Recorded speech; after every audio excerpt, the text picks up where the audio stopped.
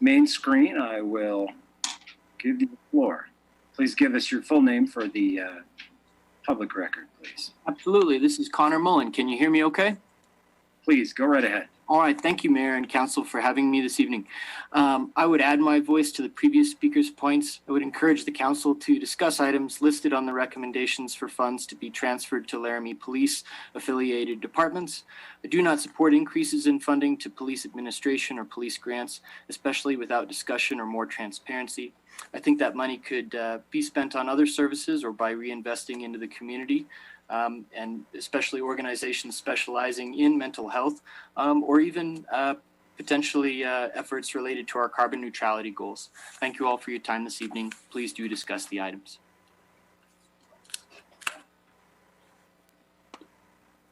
Okay, thank you. Thank you for taking time to share your views with the City Council. I don't see any other hands up in the attendees section for public comment on non-agenda items.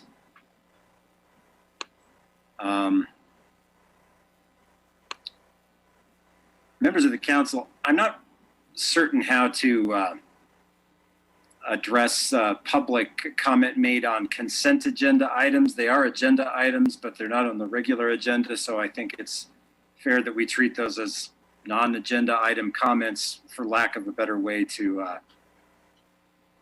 provide members of the public with input. So that's what we'll do for those. Looks like I have a hand up for a second speaker, a second time speaking on public comments. Members of the council, do you wish to allow second rounds of speaking on non-agenda items for public comment, or consent agenda items for public comment? Any objections?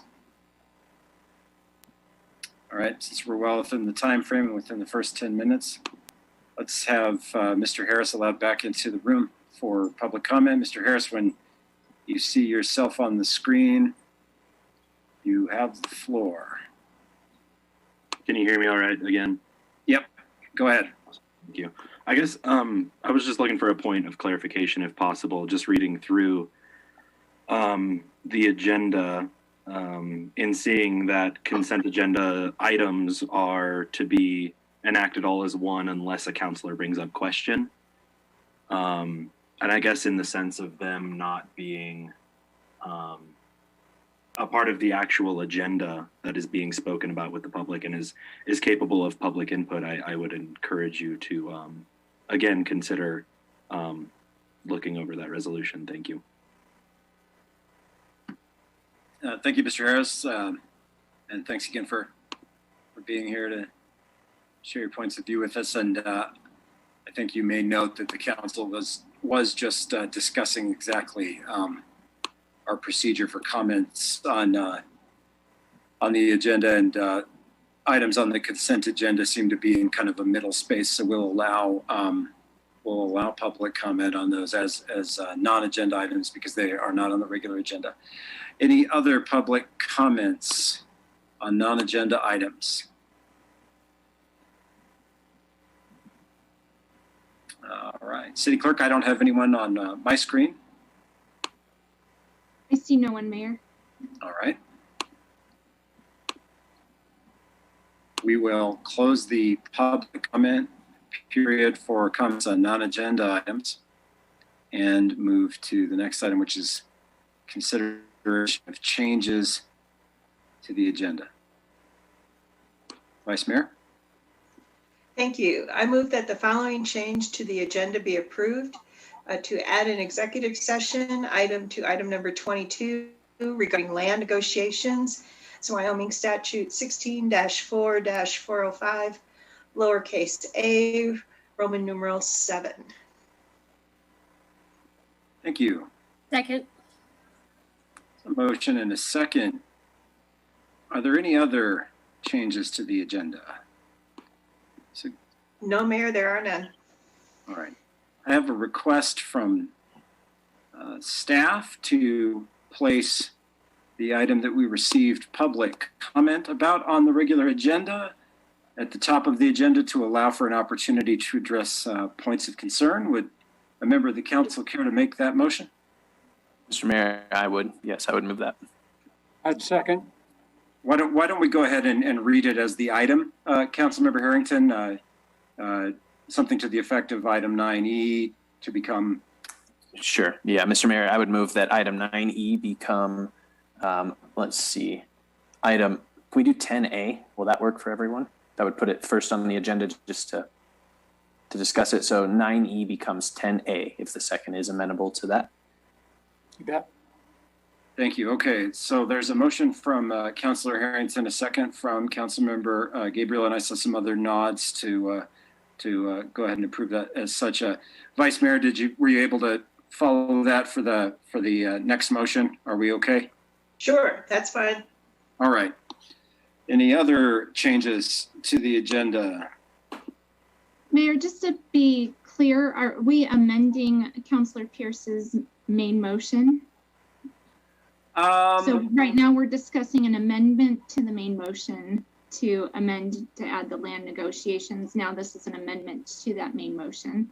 We do have a motion and a second.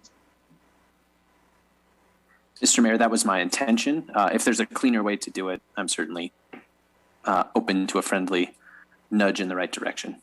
No, I think that works. We just need to, Bob is raising his hand, Mr. Mayor. Well, let's call on the city attorney and see what advice he has for us. City attorney? You're talking about taking something off the consent agenda, right? Correct. You don't need a motion.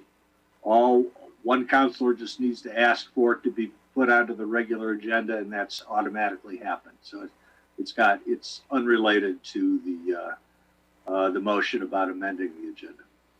Thank you very much, City Attorney. And that shakes a tambourine for the chair because, of course, we have the motion made by the Vice Mayor, and the Vice Mayor awaits the requests to the changes. So the Vice Mayor has a motion, and I think we'll turn it back to the Vice Mayor to read the list of changes to the agenda.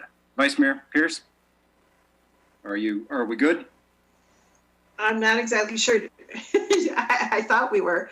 Vice So Mayor do I Pierce, just, I think what the council needs is for the motion to reflect the change to the agenda as suggested by Councilmember Harrington, and then the change to the agenda for the executive session to be added.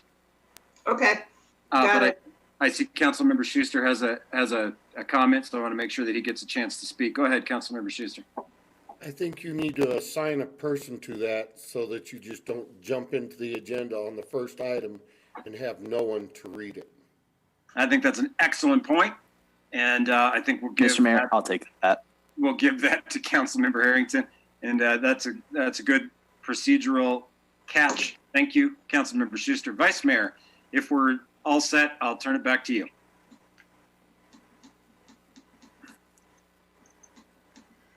Okay, I move that the following changes to the agenda be approved.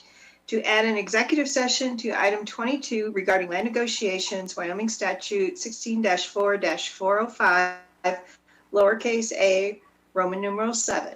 The second change is that we're going to be moving item number 9E from the consent agenda to item number 10A on the regular agenda. Second. Motion and a second from Councilmember Somerville. All those in favor to the changes made to the agenda, please indicate by saying aye, raising your hand, and or Aye. raising your hand. Aye. Aye. Aye. Motion carries. Thank you. Vice Mayor Pierce. I move that the agenda be set as changed. Second. Motion and a second by, I think, Councilmember Somerville also. And let's go ahead and have all council members in favor indicate by raising their hand and or saying aye. Aye. Aye. Aye. Aye. All right, and the motion carries. Thank you, everyone. All right. We will now move to the next item, which will be proclamations. And we have one proclamation this evening, which I would now like to read on behalf of the Better Business Bureau in recognition of Business Ethics Day. Whereas now more than ever, it's important to recognize marketplace role models for their commitment to trust, integrity, and ethics. And whereas for the past 23 years, the Better Business Bureau serving Northern Colorado and Wyoming has presented the Better Business Bureau Torch Award for Ethics to businesses and nonprofits every April through the Better Business Bureau Torch Awards for Ethics program. And whereas winners of the Better Business Torch Awards for Ethics program are judged against the Better Business Bureau's trust principles, which examine the level of ethics and integrity within the organization and how the organization gives back to their community. And whereas both Coffee Engineering and Surveying and Spine and Injury Clinic of Laramie, PC, have been named a 2021 Better Business Bureau Torch Award for Ethics winner by the Better Business Bureau serving Northern Colorado and Wyoming. Now, therefore, I, Paul Weaver, Mayor and President of the governing body of the City of Laramie, Wyoming, do hereby proclaim April 22nd, 2021 as Business Ethics Day for the City of Laramie. And I believe we have recipients for the proclamation. I don't know if we have anyone that is hoping to speak directly to this. City Clerk? Mr. Mayor, we have Jamie Jonkowski. Thank you. Thank you. Hi, good evening, everyone. Thank you so much for reading our proclamation and considering it. We are so proud of these two organizations and hope that you will consider and approve this proclamation for these two outstanding organizations. Well, thank you so much, and we appreciate your being here. And it's certainly an honor for us to be able to recognize two businesses operating here in our community that have been given this particular attention for these particular reasons, and we're very pleased to do that, and happy to have them providing those services in our community. And so we welcome the opportunity to do that, and we thank you for joining us tonight, and we'll make sure that they're able to receive this proclamation when we have the signatures and seals affixed to it. So thank you so much. Wonderful. Thank you so much. All right. And we will now move to the public hearing portion of the meeting. City Clerk, do we have an announcement on the public hearing?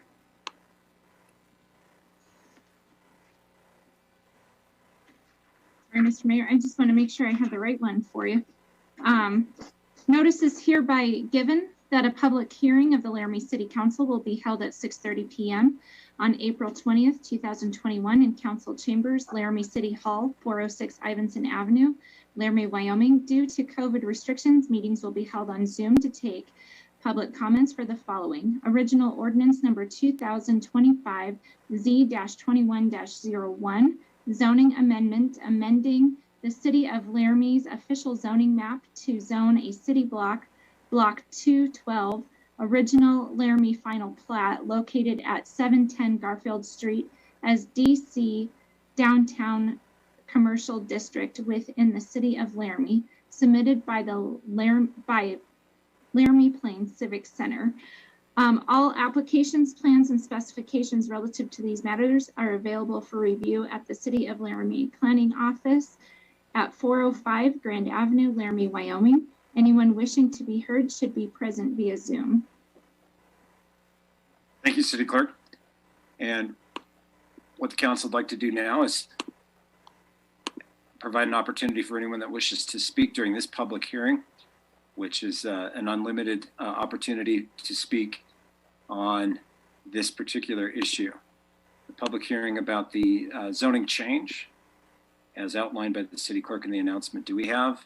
I do see a hand raised, and I'd like to turn over the floor to Kimberly Middlestad for this public hearing. Please go right ahead. You have the floor. Hello all, this is Kimberly Middlestad.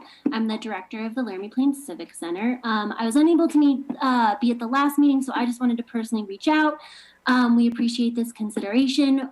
We personally see this as having lots of benefits for our organization, granting opportunities, broadening partnerships and sponsorship potentials. So thank you is pretty much what I want to say, at least for this consideration and moving this forward. Thank you very much. Other comments for a public hearing on this item? Other comments? City Clerk, I don't see anyone else with a hand raised for this public hearing. Do you? I do not, Mayor. All right. We'll give it just one more second. Last call for comments on this public hearing for the rezoning. Seeing none, we'll close this hearing. Move on to the next public hearing on our agenda this evening. And I will now turn it over to the City Clerk for the announcement.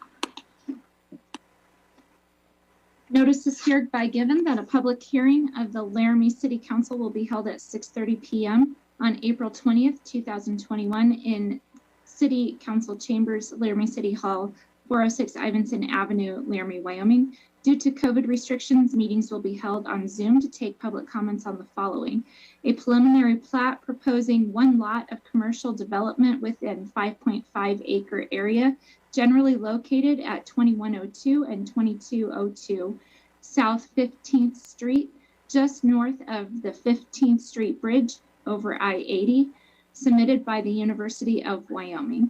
All applications, plans, and specifications relative to these matters are available for review at the City of Laramie Planning Office at 405 Grand Avenue, Laramie, Wyoming. Anyone wishing to be heard should be present via Zoom. Thank you very much, City Clerk, for the announcement. Members of the public who wish to speak to this item for the public hearing, let us know if you are here for that by clicking on the raise hand button or notifying the City Clerk through other means if you need to.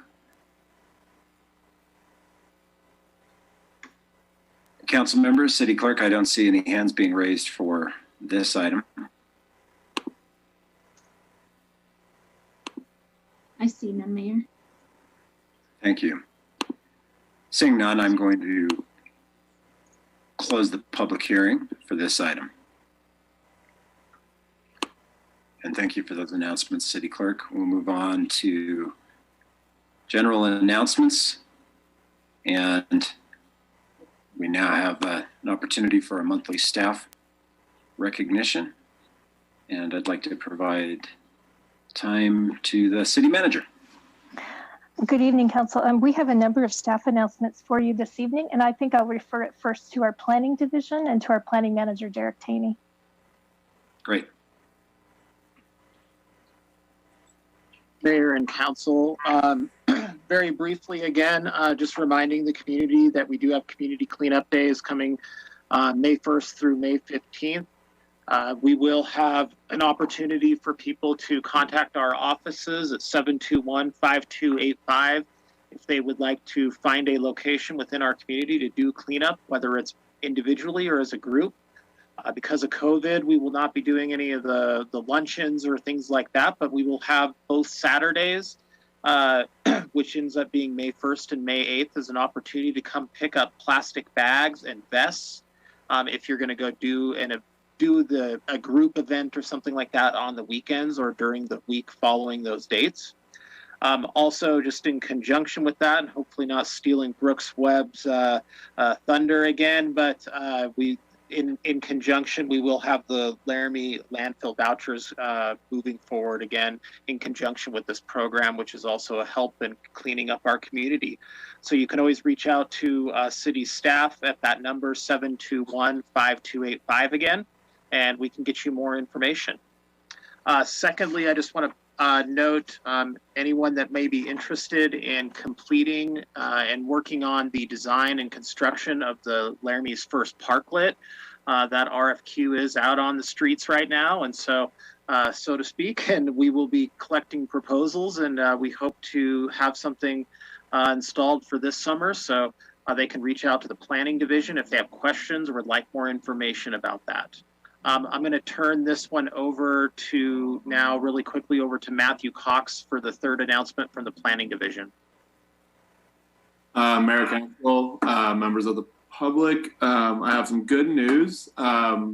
Myself and Laura McDermott, Director at LPAT, basically filled out a application for the More Arts program that is funded through the Wyoming Arts Alliance. This is a program that is kind of funded through grants through multiple groups, some being Wyoming Arts Council, Wyoming Cultural Trust Fund, and the Wyoming Community Foundation. And what this does is basically, it's an educational program, more or less, for community leaders, artists, small businesses, just a multitude of kind of bolstering the culture within that municipality. And Laramie was chosen this year, luckily. Last year you had cities such as Gillette, Powell, and Rock Springs. And with this program, there will be a number of seminars, and we're hoping that happens in the summer, some Zoom, some in person. We're still kind of working that out, and we'll get more information going forward. But the seminars include things like creating collaborations and partnerships between community and cultural leaders, improving board and volunteer function, fundraising strategies, reaching your community vision, advocacy, promotion, and marketing. And so kind of just helping to understand how to grow, whether it's your business or your organization or your own personal brand, I guess. But I will keep updating council as we get more information around dates and so on and so forth. But that's it. Thank you. Thank you. Other announcements? Before we turn it back? Mayor, our next announcement is from the Operating and Administrative Services Division. Yeah, welcome. Welcome. Good evening, Mayor and Council. I just wanted to announce that with the new American Rescue Plan Act, the state of Wyoming is in the process of setting up their emergency rental assistance program. It also includes utilities, so gas, electric, our utilities, water, and sewer, trash.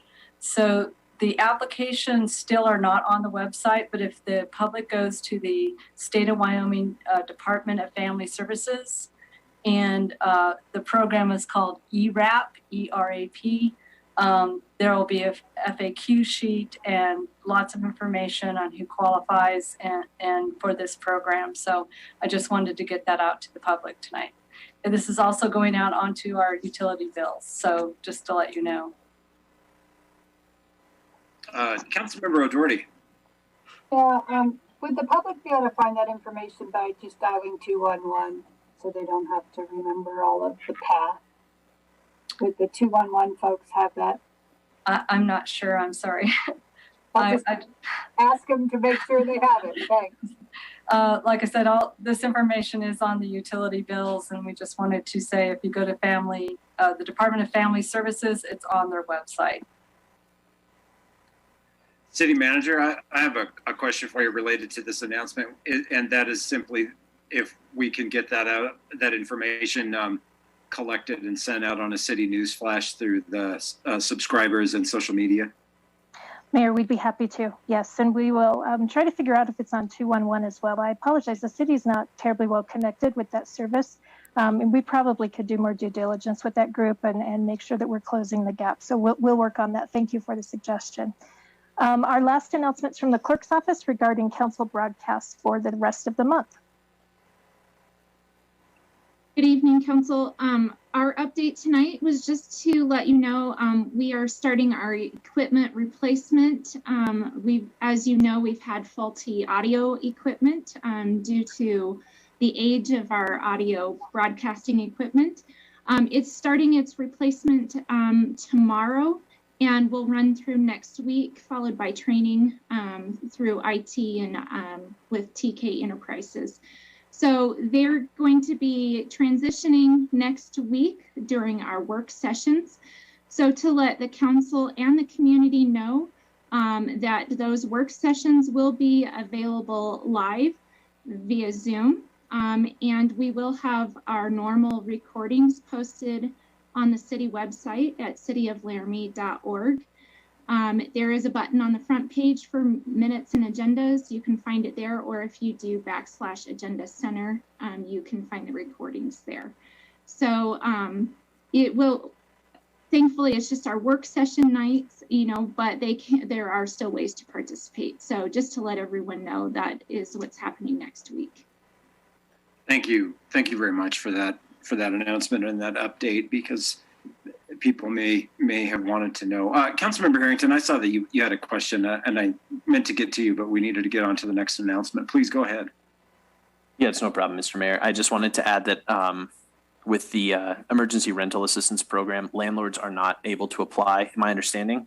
Please correct me if I'm wrong, if somebody knows better, but landlords are not able to apply for this funding, but they are able to assist their tenants if they do have tenants that are behind on rent due to the pandemic. So as we put out this information, a landlord may feel like their hands are tied, but they can assist their tenants in going through the process. So, but the funds do have to be paid to the tenant. Thank you, Councilmember Harrington, and I'm really glad the city manager was able to let us know that they'll get something out in terms of a communication or release, and that'll probably have all the numbers or emails or websites that people need to go to that follow up and that can find more information about it and figure out the rest of the process. And I think we try to do our best to keep up with all of those things, and sometimes it's more just trying to be a conduit to get people to the correct source. It's not a city program, but we want to do our best to try to connect people with those resources. We know that things are rough, and people may need that assistance, and they may need some help trying to figure out where to go to get it. So we'll get something out there information-wise that we can share through social media, email, and some of those other formats. City Manager, back to you. And sorry about the extra questions, but there's a few interesting announcements tonight. So go ahead. Yeah, absolutely, Mayor. That concludes our announcements. We always appreciate the questions. Thank you. Okay. Do we want to now go to our monthly staff recognition? Yeah, we'd love to do that. I believe that our community service officer, Daniel Craney, is going to be joining us by Zoom. So I'll let him get queued up on the camera while I talk to you a little bit about what an amazing asset he is to the city of Laramie. So as I said, Dan Craney is a community service officer. He's been with the city now for, I believe, about 17 years. And the community service officers function out of the Laramie Police Department. He was nominated by Assistant Chief Robert Terry to be our recognized employee this month, with Assistant Chief Terry noting that Craney is absolutely a rock star and well worth his weight in gold for the amount of work that he does. A little bit about Dan. He worked with the University of Wyoming as a security guard and dispatcher before coming to the city of Laramie many, many years ago. As a community service officer, Dan's duties include parking enforcement, working crashes as asked to by the police department. But I will say that Mr. Craney has some special skills that are assets to the department and to the city and its residents. Dan is sort of the tech guru out at the PD, really assisting with a lot of the technical aspects of policing and law enforcement these days. He is conversant in drone technology. He was our first certified commercial drone pilot. He also is the department's go-to person, according to Assistant Chief Terry, for management of our Axon video system, which of course we're very proud to have. Council, you're aware we've been implementing new software in the police department, particularly in the dispatch area and records area, and Dan has been very helpful with that as well. A little bit about Dan. He is married, has a couple of children. He's originally from Afton, likes to remodel homes in his spare time. And he's just a really great citizen, and he's a great asset to the city of Laramie. We're very blessed to have him. One notable fact I'll share with you is you would probably not suspect that your community service officer has a bachelor's degree in engineering and also a master's degree in public administration. So he is just such an asset to Laramie. We're really proud to have him with us. And Dan, thank you so much for everything you do. Thank you, City Manager Jordan, and thanks for being here to join us on our Zoom meeting. Officer Craney, we're really glad to have you and hear a little bit about what you do for the city of Laramie. And it sounds like you're somebody we're very, very glad to have as part of our city staff. And makes me feel like I need to go and start adding a few things to my list of things that I need to learn how to do. But we're glad to see you tonight. We appreciate you being here, and we like to provide our city employees with an opportunity to receive a little bit of recognition. If you have anything you want to say, go ahead. And if you feel like you're being put on the spot, you don't have anything to say, don't worry about it. You don't have to, but welcome either way. Appreciate it. Thank you. Thank you. Thank you, City Manager, for giving us a little background about Officer Craney, and we'd like to congratulate him on that recognition and thank him for being here tonight on our Zoom meeting of the City Council. All right. Thanks again. Councilmember Harrington, and then I'll go to Councilmember Gabriel. I'm sorry, I don't know whose hand was up first. Councilmember Harrington, you, and then we'll go to Councilmember Gabriel. Yeah, thank you, Mr. Mayor. Officer Craney, I just wanted to, I had a chance to acknowledge you privately, but you were the officer who responded to a car accident that my sister was in, who has a learning disability and can tend to overreact in situations like this and do sort of erratic things. So you were terrific in that situation, and I just wanted to acknowledge you here as well. So thank you for that. I really do appreciate it. Thanks. Councilmember Gabriel, thanks for waiting. Thank you, Councilmember Harrington. You bet. Thanks, Mayor. Officer Dan, I also noticed in your write-up as the rock star, you do some part-time bus driving. Is that correct? Yes, I'm for the school district. For the school district? All right. So I guess you got enough things going on. I keep busy, yes. Great. That's great. Thank you. Officer Craney, I have a question for you. How much do you sleep? All right. Well, thanks again for being here, and we do like to provide opportunities to hear about city employees because we don't get to hear about them enough. A lot of people doing a lot for us, and we're grateful for it. And the city and the community are grateful for it as well. So thank you very much.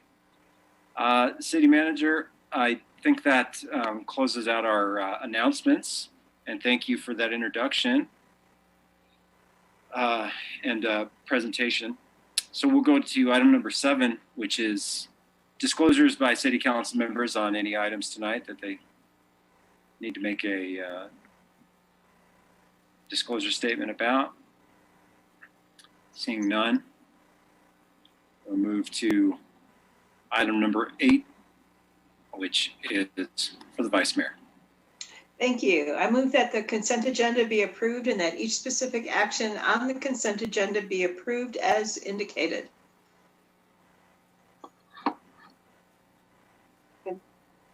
Second from Councilmember O'Doherty. Council was shy about a second on the consent agenda. City Clerk, can we have a roll call vote? Humby, Yes. Gabriel, Yes. Harrington, Yes. O'Doherty, Yes. Yes. Schuster, Stelter, Yes. Somerville, Yes. Pierce, Yes. Weaver. Yes. That's 9 yeses and 0 nos, Your Honor. That motion carries. Moving on to item number 10A, Councilmember Harrington. Thank you, Mr. Mayor. I move to approve Resolution 2021-26, transferring unencumbered and unexpended appropriations balances from one fund to another, and amending appropriations for the fiscal year 2020-2021 annual budget of the City of Laramie, and authorize the mayor and clerk to sign. Second. A motion and a second from Vice Mayor Pierce. And I see that we have Jennifer Wade, who's appeared on the screen, who is someone that we rely on to explain budget processes to us. And so I believe at this time I'm going to turn it over to her to provide council with background information on this. Please go ahead. Thank you, Mayor. Honorable Mayor and City Councilors, I have the pleasure of presenting to you this evening Resolution 2021-26.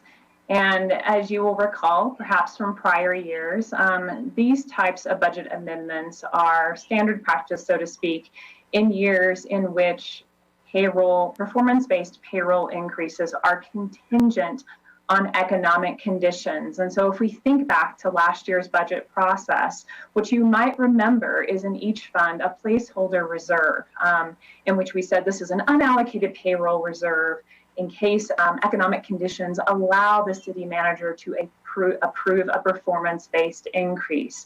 Now, this reserve typically includes all employees except those covered by the collective bargaining agreement, and that would be our fire department.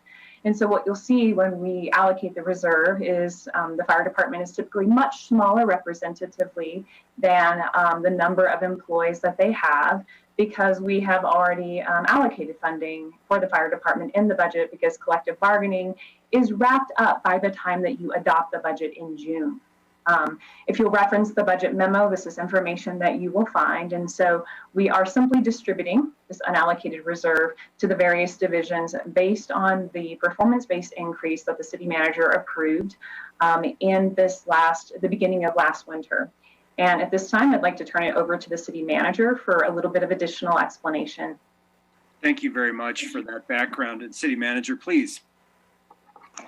Thank you, Mayor. I thought I could address maybe some of the questions that were poised at the beginning of the meeting, and having not a lot of time to put that response together, I hope you'll bear with me. There were a number of comments indicating concern for the amount going to the police department.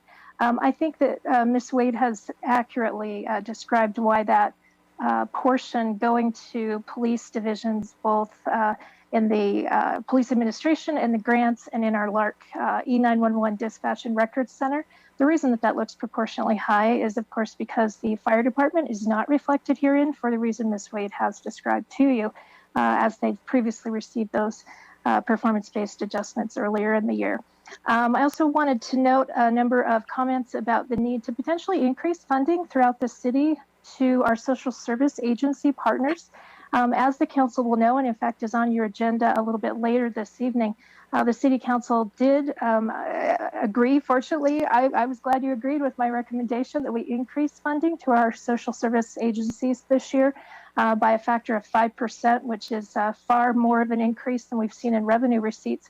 But we all recognize that COVID has had a significant impact on our community and on the needy in our community, particularly who often are taking advantage of these social service programs.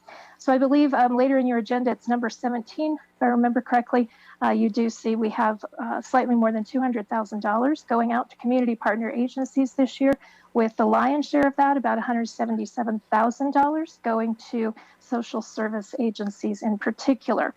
That amount of allocation this year far exceeds our performance-based raises for staff, as shown to you in this budget amendment. The last thing I wanted to address is, unfortunately, we at the staff level we tend to use sort of loose terminology, I guess, because we understand what is meant by that. But I was surprised in the public comments to hear that myself and my assistant were getting a significant raise. So I went and checked the work in the cover memo, because as the council know, myself as well as my entire management team did elect to forego any increases in salary for any of us this year to make sure that there was performance-based raises available to the remainder of staff. So unfortunately, in the budget memo where it says city manager and where it says city clerk and where it says city attorney, there's a word missing in all three of those sections. It should say city manager's office, city attorney's office, and city clerk's office. In the city manager section, there's some $6,000 appropriated. As I said, none of that goes to myself or to the assistant city manager, but in fact goes to the remaining staff within our office and is reflecting their earned performance increases. So if there are any other questions I can clear up, I'm happy to do it, but I hope that addresses some of those concerns. Thank you. Thank you, city manager. And I would ask yourself and Ms. Wade just to stick around just a little bit here on our screen, and as we go around to see if there's any council questions or follow up to this. Council members, I'll say this. I think I can comfortably speak for the entire city council when I say that it's important for us to communicate in the most transparent and accessible way possible the budget decisions that we make and what goes into our budget process at the city of Laramie. And I think it was perfectly appropriate to pull this item from the consent agenda to expand and provide an opportunity to hear some more of the detail and answer some of those questions that we received. And I would follow that comment up with just a quick inquiry about the information you gave us, which is that this budget amendment that we put into the consent agenda, based on my past observations, that's a procedure that we've followed with other budget amendments under our threshold, under our dollar amount threshold for consent agenda items. And it deals with a number of departments. And City Manager, I think you explained to us that that was kind of an unfortunate typographical issue. When we see that, we mean those employees who come under the office of the city manager.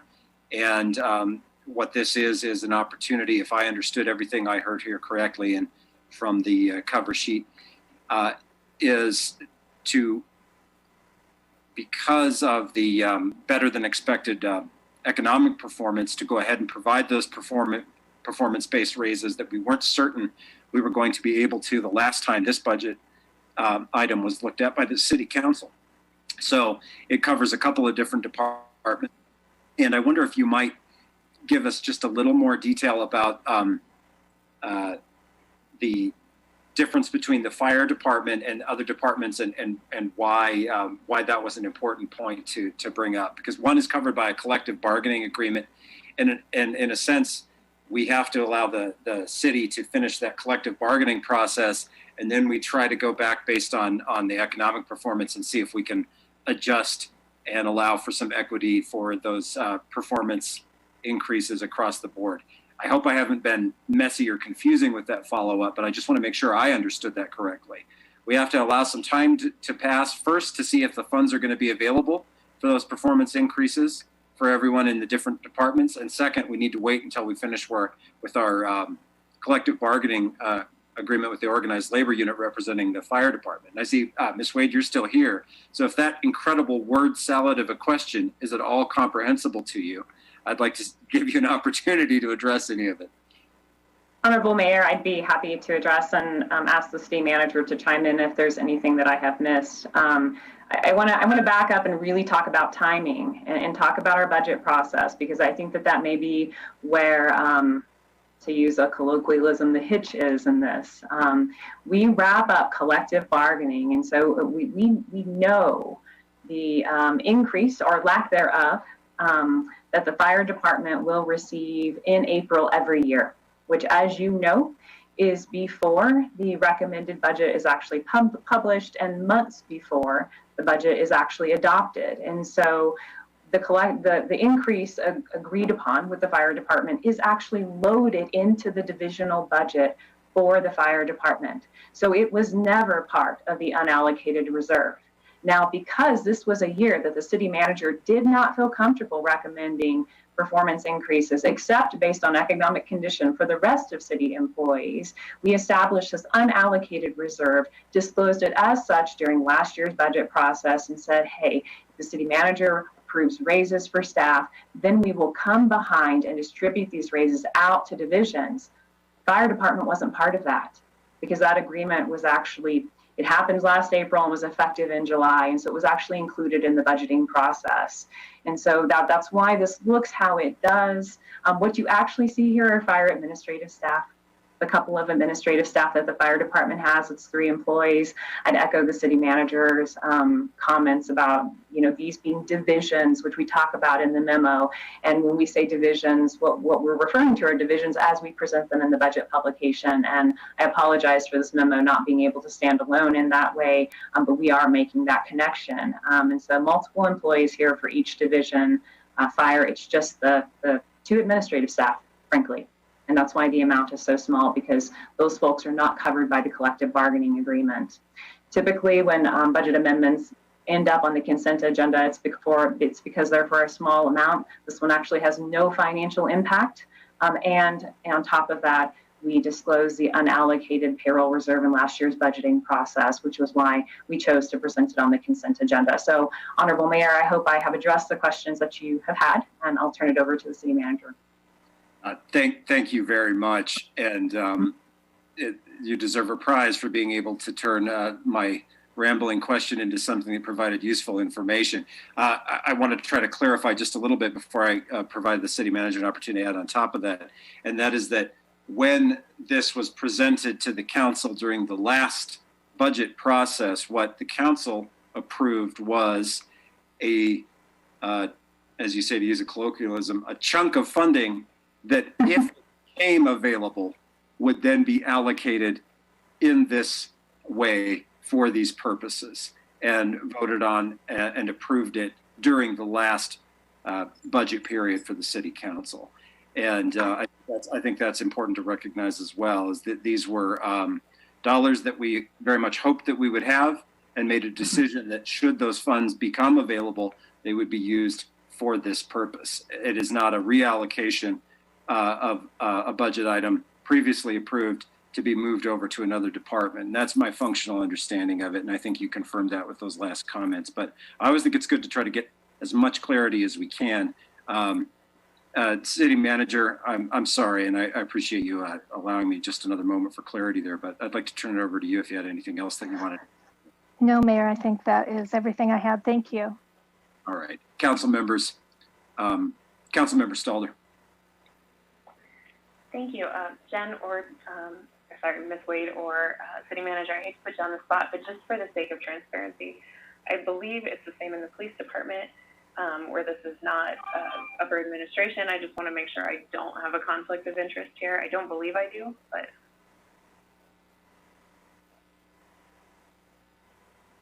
Councilor, go ahead, Mayor. I believe that's more of a city attorney oriented question, but Councilor Stalder, I believe we've had that question addressed in some detail at previous meetings. I think that the council feels that particular question in this particular kind of scenario is very much up to your discretion. Ms. Wade, what would your preferred title be when you present budget items to us here at the meeting for future reference for all of us, including myself? My official title is the Deputy Director of Administrative Services. You can call me the ASDD if you'd like. Honorable Mayor, thank you. That's great. Thank you, ASDD Wade. We appreciate your time and providing us with that very good breakdown of exactly what we're voting on here this evening. And we appreciate the opportunity to dive into it in a little more detail. Again, I think transparency and accessibility to our budget process is important. And we strive to improve on that process and find ways to make it more clear and more easily grasped and available to anyone that has questions or an interest in the process. Council members, do we have any other questions on this item? I think it's probably appropriate to then now go to any public comment on this item. And I see, I'm looking at the list here, and I do see we have someone, and I'm going to recognize Mr. Newman, Sam Newman, and allow him to come into the room, and then we'll go through the list in order. Mr. Newman, you have the floor. Welcome. Thank you, Honorable Mayor and Council. Like the Mayor said, my name's Sam Newman. I am a resident of Laramie. I guess I just wanted, and I realize that this is not a question and answer format, but maybe something for the council to think about. Although this amount of money has been allocated in the previous budget, as some said, for the specific payroll increase, I do wonder if the distribution within this motion is also what has been approved. So is there any way for the council to go back in and say, okay, we want less of this money to be going towards police services and more towards fire services? Is that something that can be done regardless of how it has been presented today. So that's my question. Also, I would respectfully ask the counselor who questioned about if they should recuse themselves during this conversation. It's my personal opinion that they should. I think that there is a financial element to this that they might directly benefit from, but as council has already noted, it's up to their discretion. So I'll leave it at that. Thank you. Thank you, Mr. Newman, and for taking time out of your evening to share your views with the City Council. We have a hand raised from Taylor Norton. Mr. Norton, you have the floor. Thank you. Can you hear me okay? Yes.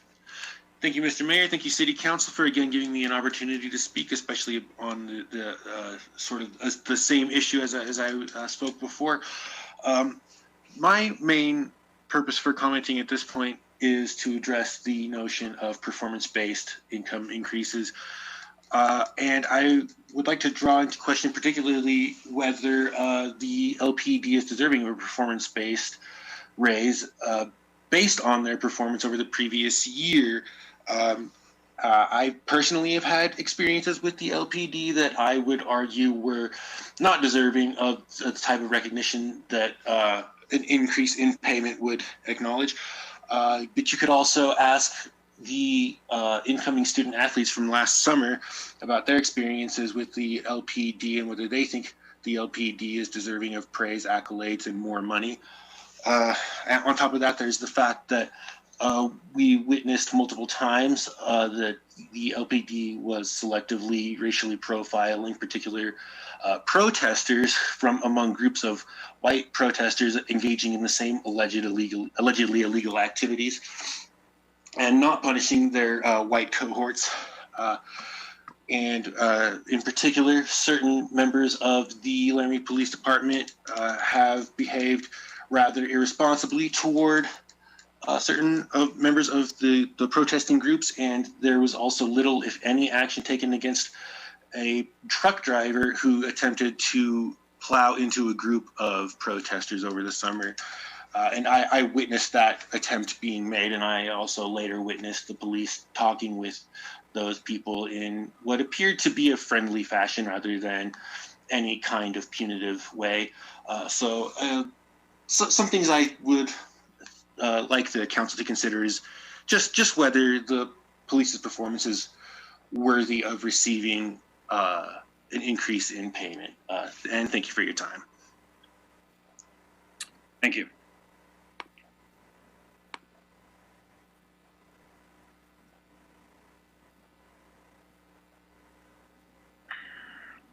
Members of the council, are there any objections to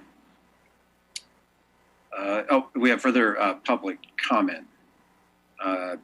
Mr. Harris, let's allow Mr. Harris in the room, and Mr. Harris, you've got the floor.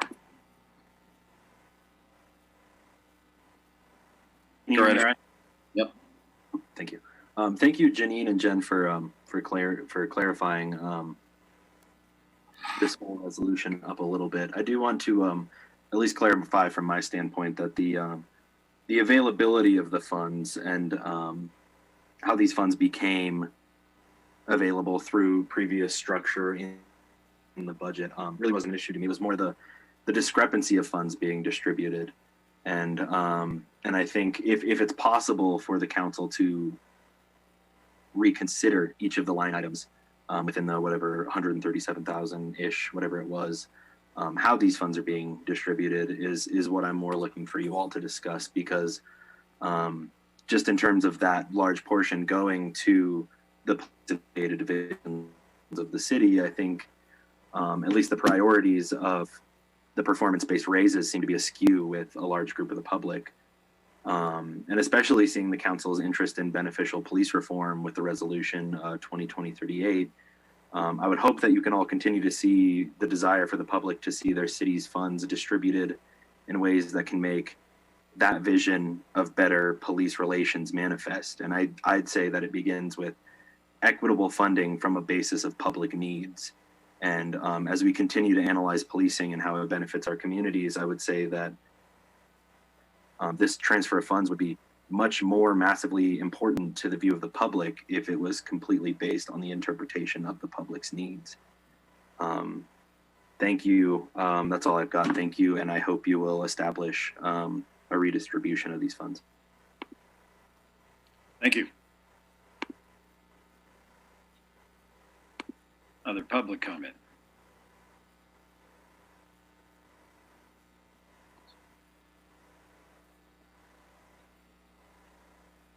Council members, I don't see any other hands being raised in our meeting attendees list. So, council members, any last questions or comments here before, while we have our staff available before we go to a vote? Questions or comments?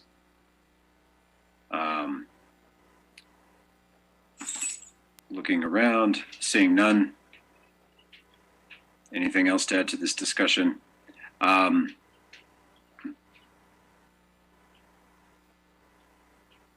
Okay. I'm going to make a quick comment to the question of line items. These, again, are reflective of budget decisions that were made in the previous budget period. And in some years, those line items for salaries for different departments might be more heavily concentrated in one city department than another, depending on the given year, and which employees might be eligible for these performance-based increases, is my understanding. City Manager, feel free to correct me if I'm in error in that understanding.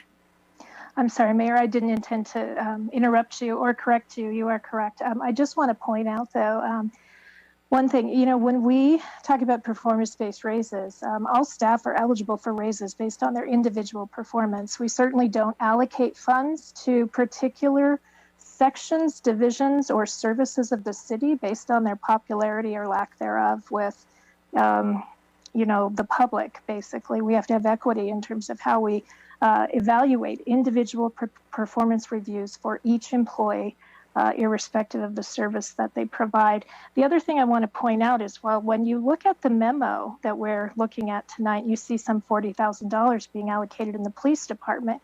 The thing that you have to keep in mind is with every employee eligible for a performance-based increase, the police department has, I believe, 72 or 73 of the city's 270 employees. So as a proportion of all employees and as a proportion of all city payroll, the police department is one of our largest areas where we spend money, and that isn't all sworn staff. That's about 30 non-sworn staff and another 43 or so officers. And then the reason that we focus tonight on fire and EMS is that that other half of public safety, with police being the first half and fire and EMS being the second half, in total, police, fire, and EMS comprise half of all city employees, slightly more than half, actually. So as folks look at the proportion of funds going to the police department, you have to remember there are way more employees there than in most other division, as reflected in that budget memo.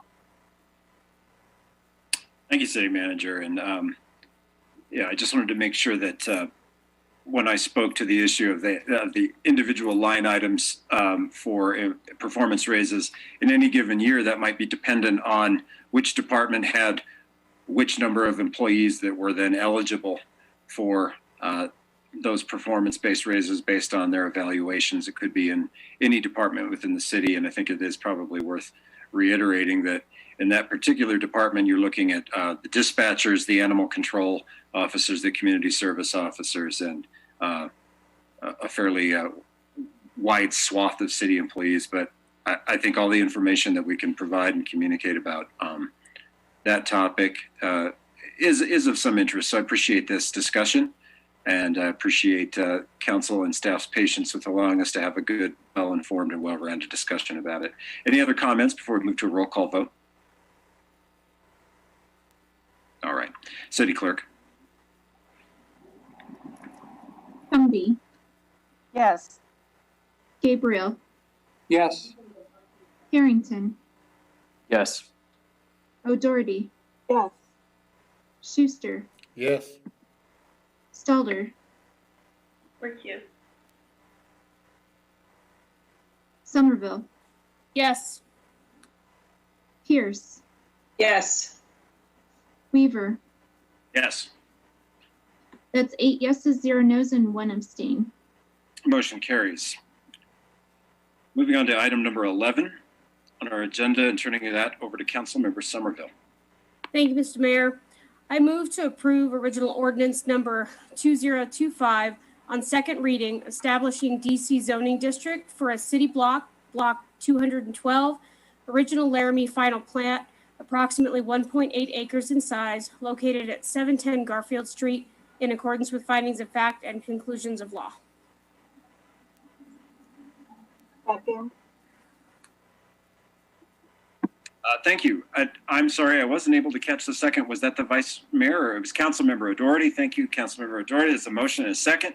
I see we've got Mr. Cox from the Planning Department here to talk to us about this. So turn it over to him. Mayor, Council, thank you. I'll try and just wrap up some of the highlights from the last meeting.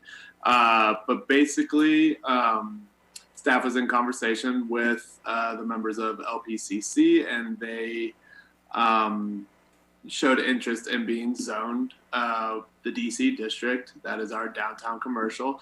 This is the first time we've had a different downtown commercial than that area that has been shaped through the 2010 code adoption. This is an island zone, and generally staff does like to stay away from zoning places kind of independently, but this is a bit of a unique project, one being that the future land use that is identified under or through our code, and that is the LPCC, is public institutional, which gives a bit of flexibility in that these have been like kind of island uses, whether it's island uses as in they stand alone, whether it's educational institutions, government sites, anything of that nature. And so under that land use, it does allow staff and the applicant to not have to go through a comprehensive plan amendment and just go straight into a zoning amendment because it accepts all zones. If you look at attachment A under the ordinance, you'll see that LPCC is only separated by 1 block from the closest DC district zone lot, and just 1 block away is Grand Avenue, which you have a pretty large commercial district. But also the surrounding land uses around the Laramie Plains Civic Center is the Albany County Library, a faith-based organization, multifamily apartments, and other residential uses. And so the downtown commercial district is the most sensitive of our business commercial zoned areas to residential uses, and matches the use that is going on within the Laramie Plains Civic Center already, with small businesses, artists, offices, faith-based organizations, and then other things that really act as though they are a kind of community center, and not to mention the Griffin of music, theater, anything venue. But you do have open basketball courts, you have daycares, and all of these uses are already permitted within the DC zone district. It's just a bit different because it's not going to be in what we have considered the traditional downtown area of Laramie. But as I assume many members weren't around back in the day, I sure wasn't. During the comprehensive plan back in all of its reiterations, the downtown commercial,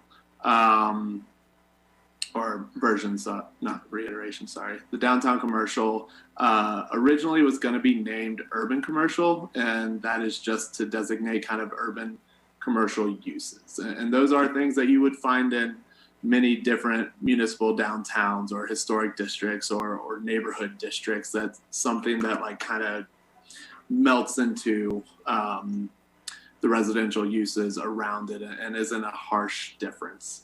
I would like to note, as there were a couple questions at the last council meeting, that the DC district is specifically a city district, and that it's only dictated by city code, and this does not refer to any other boundary or organization, but strictly just the city.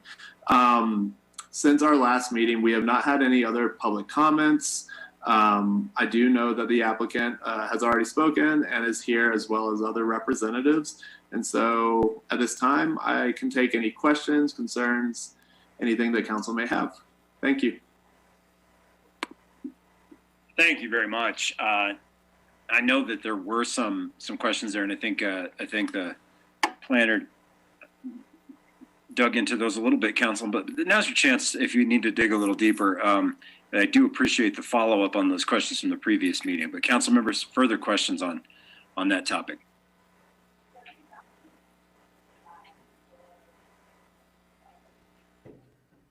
Okay, it doesn't look like we have. Oh, all right, Councilmember Somerville, please.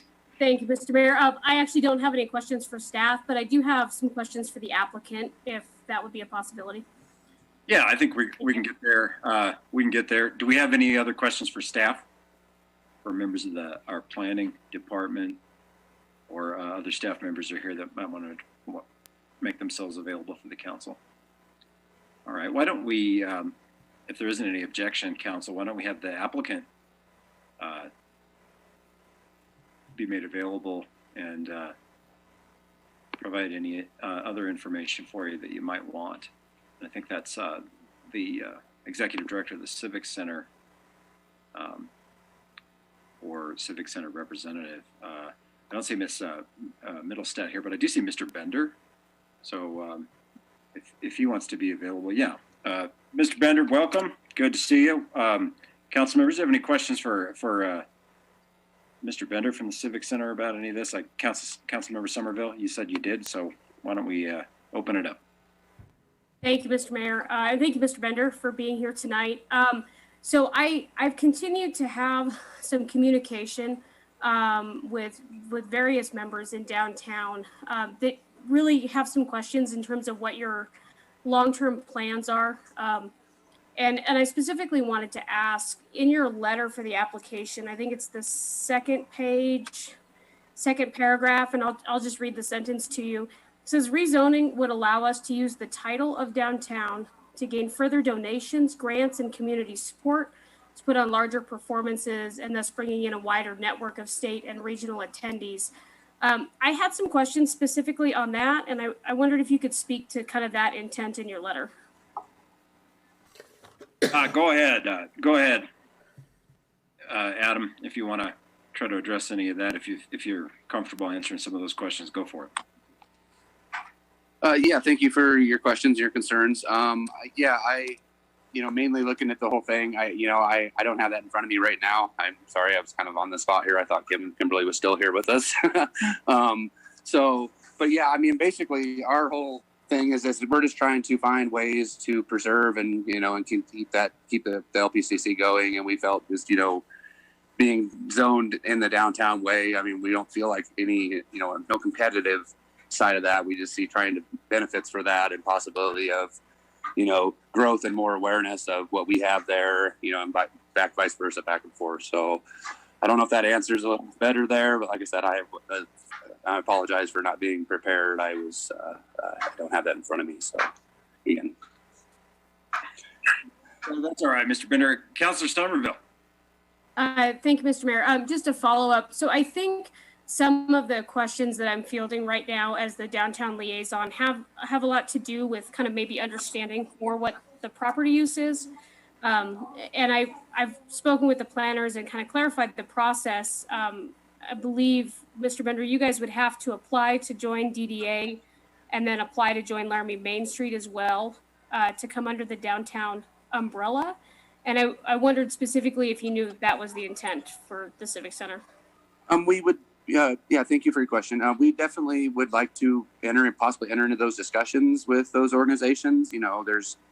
If we can benefit, if it can, be a benefit to them or to us, we definitely, like I said, would entertain that, but no pressure on that. But, in that situation, that's, if that does end up happening or if that's the direction everybody wants to go, then, that's great. Like I said, the biggest thing right now is we're just trying to zone for for that use of our building, with that. But like I said, if we can be an asset to any of those organizations or they want us to be, then we would gladly love to entertain and meet and talk to how we could future help or be part of that. But like I said, there is no pressure of that, that direction either. So no, absolute or, that's what we want to do, I guess I'm trying to say. I don't have any further questions right now. Thank you, Mr. Mayor and Mr. Bender. Right, and Council, I see that the Civic Center Director has been able to rejoin us here, so I don't know if we want to ask some questions of her.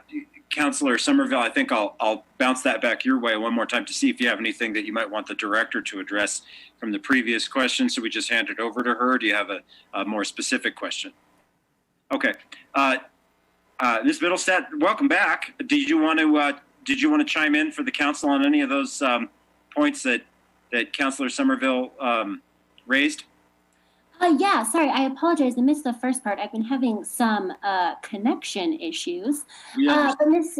Somerville, if you could just kind of repeat that question for me, more than happy to answer. Sure. Mr. Mayor, with your permission, I'll do that again. Okay, so Ms. Millsap, the question was, and for some context, so I'm the liaison to downtown, and I've been fielding a lot of phone calls and questions about kind of the intent and why the Civic Center is doing this. And specifically, one of the things that was raised to me is in your letter in the application. It's second page, second paragraph on the letter. There's a sentence that says, rezoning would allow us to use the title of downtown to gain further donations, grants, and community support to put on larger performances and thus bring in a wider network of state and regional attendees. And so I guess the two questions combined were really kind of what is the intent in towards becoming part of downtown? And are you intending to apply to join the DDA and Laramie Main Street? Great questions. For the moment, we don't have those intentions. We kind of see ourselves as being a separate little hub. And initially with that, I mean, obviously we love our collaboration and supporting downtown. We kind of want to see an extension of downtown almost. I mean, if you look at Garfield Street, we really are kind of like if you follow through to New to You and then just right up the street, we're just right there. So we kind of want to be more of a support system for downtown businesses. I mean, even when I think of rainy day activities, I mean, we have so many indoor facilities that we would love to be a collaboration for downtown businesses, that if they need someplace to go inside, if for farmers markets or whatever, that we can be a support to other businesses as well. Regardless of whether we're downtown or not, we still feel like that's our philosophy. I mean, being community focused, we kind of want to offer that to any organization in the community. But we especially see downtown as having such an influential part in Laramie. And that name holds a lot of weight. The historic downtown Laramie, Wyoming. I mean, we are the oldest school building. Our building is beautiful and massive in all her glory. And the name really does do a lot. I mean, when we look at potential sponsorships or looking at grants or looking at donations from local banks and entities, I mean, even just being able to say that we're a part of the historic downtown Laramie really does go a long way in helping us to get funds. So that's kind of our intent with that.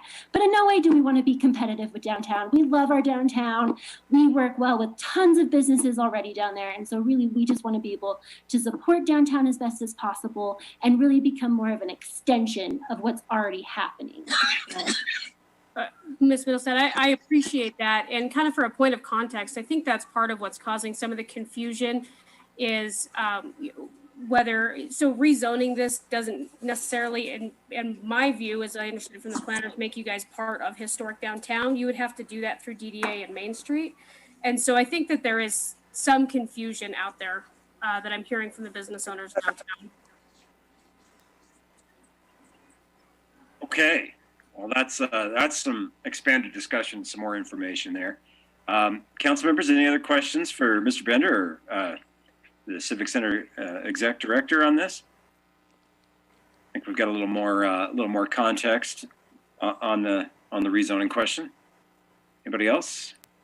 Any comments?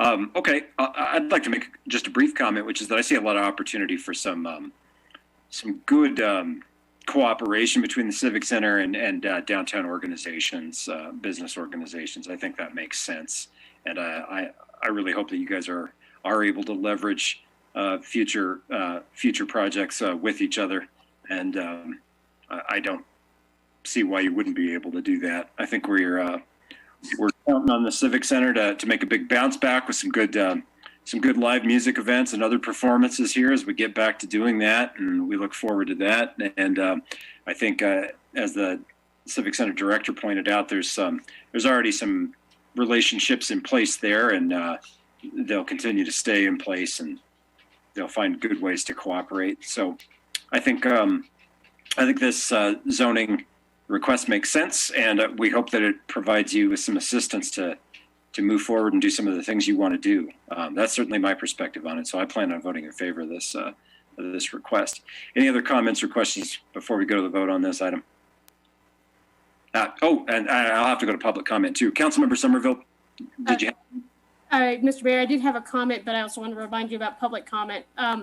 So from my perspective, again, I've had a lot of conversations with downtown, and I am very concerned about kind of a misunderstanding of what's going on here. And I am struggling to understand why this rezoning makes sense in terms of what actual uses the Civic Center cannot do right now that they would be able to do in the downtown. And then I have some further concerns that are unresolved in terms of changes we're continuing to make to the DC district. We know that the planners will be bringing forward some more changes in the next few months. We know that downtown or Main Street intends to kind of bring back and bring forward some design guidelines changes that then the Laramie Plains Civic Center would have to live under. And so I'm uncomfortable with this right now, and I really would encourage some conversations between downtown and the Laramie Plains Civic Center before the third reading, if possible. Seems like some fair points there. I see that the planner is back here. Matthew, do you want to weigh in on a little bit of what you've heard here for us? Mayor, Council, thank you. And those are good kind of concerns when it comes to this. But one thing that was stated in the first meeting, and I did rush through this past presentation, is that rezoning the Laramie Plains Civic Center really is a way to protect the building more than anything, as well as the uses there. Under the DC zoning district, as y'all were aware, just a couple months ago, we made changes around parking for residential, but also already existing within the DC zoning district is that commercial uses require no parking. And so if anything was to go within the Civic Center, say a use that took up half a floor or something like that, and they're within the R3 district, the Civic Center would have to go through either a variance or figure out a way in how to provide parking for that use. And if you have walked around the Civic Center, you do know that it is built out lot line possible there through its many additions and renovations through the years. But the other is that right now, the DC district also has language within the code that allows a lot of flexibility. One, you can find that language within our sign code that states if there is a sign of cultural or specific unique heritage, then that can be that can remain in the DC, but that also pertains to new signs. And so, for instance, if the Griffin would want to propose having a marquee or a larger protruding sign or something that marketed music in the future, or any other business in that area, the DC district is one that accommodates that style more and more. But then future code changes that were not brought in the last packet, but that staff and I believe Main Street is still interested in bringing in the future, is that idea around transparency. And I realize this was something that came a long time ago, as we did not bring transparency back in the latest packet. But within the transparency language, there was language that was added into it to state if a building has unique historical, cultural significance or anything of that nature, all that is needed to remain in the way that they are currently, then all that is required is a letter to Planning Commission to state why they are historic and why it is significant to retain that image, that look that is the building currently. And I mean, that stands more and more for Laramie Plains Civic Center than so many buildings within our city. And so that letter would be a very simple thing apart so that the Civic Center wouldn't have to go through a variance. So can I get a point of clarification from you, just for the sake of the record? When we're talking about transparency in this context, in this instance, we literally mean glass and windows, correct? Yeah. I apologize. We are talking about windows, seeing into the building, seeing the uses, etc. And so yeah, so one, the Civic Center does meet all downtown code requirements as they stand, and the ones that we propose or hope to propose in the future, there is language within there to protect the structure as it stands as well. Is the whole point. Appreciate that background there. Councilmember Somerville, I mean, I think this is a good line of discussion, so I want to make sure you've had an opportunity to kind of get everything out there that you need to. So I'll turn it over to you again, if you'd like. Thank you, Mr. Mayor. I guess just a point of clarification, Planner Cox. So in the zone that they're in right now, which is R3, I believe, are you saying that they are not protected? That they couldn't turn in a letter to Planning Commission describing their historic context, and we would still, as the planning department, make them do whatever to the building or to the site to be compliant? That only applies in the DC? Go ahead. Mayor, Council, that is correct when it comes to something like transparency that we haven't brought forward to council yet. But the main thing in regards to being in the R3 district is that it's very limiting in the aspect of marketing, such as signage, where size is very limited, such as protruding, but as well as parking would be the largest issue there, in that you either have to, they would have to make an agreement with a adjacent property owner to find parking to meet that use there, take a chunk of their building out, or do a variance. And zoning the DC district, we don't, like I was saying, it doesn't require parking and stuff. And so that's a major protection area for this, but also it is really a protection area, or rezoning to the DC district protects the residential uses around them as well. One, under the R3, yes, they are grandfathered in for the most part, but, you know, I'm trying to think of a use that would be permitted within the R3 that wouldn't meet with that. But I guess to play devil's advocate is that if it was rezoned to B2, such as the areas along Grand Avenue, then there could be very large box retailers that go in. And I guess the way we're looking at, you know, obviously as planners, our timeline is very far in the future. And so when we make these decisions, we aren't looking at only just the current owners, but as well as someone that could take it over in the future. And if LPCC finds another beautiful vacant school to move into somewhere else in the city and they vacate this building and someone takes it over, this building could become like a box store, offices, whatever, but it also could be converted back to a massive residential apartment building. And so the rezoning DC allows whoever takes over the Civic Center to retain that kind of oh geez, I am blanking on a word so bad, but a place to allow businesses to grow. Incubator type of uses. The community aspect that the neighbors do use this building. You know, it has become a place that residents like to live around. Hopefully, I sure do, and it really meshes in with the residential uses around it. Apart from something like Ace Hardware or Advanced Automotive or something else you find along Grand in close proximity. So it's long range, I guess, is simple. Yeah. Thank you. No, it's kind of a complicated discussion that also has to take into account some hypotheticals as well. So it's, you know, the answers aren't one word. Councilmember Somerville. Mr. Mayor, that's all the questions I have for right now. I'm sure I'll get more emails and have new ones. Thank you.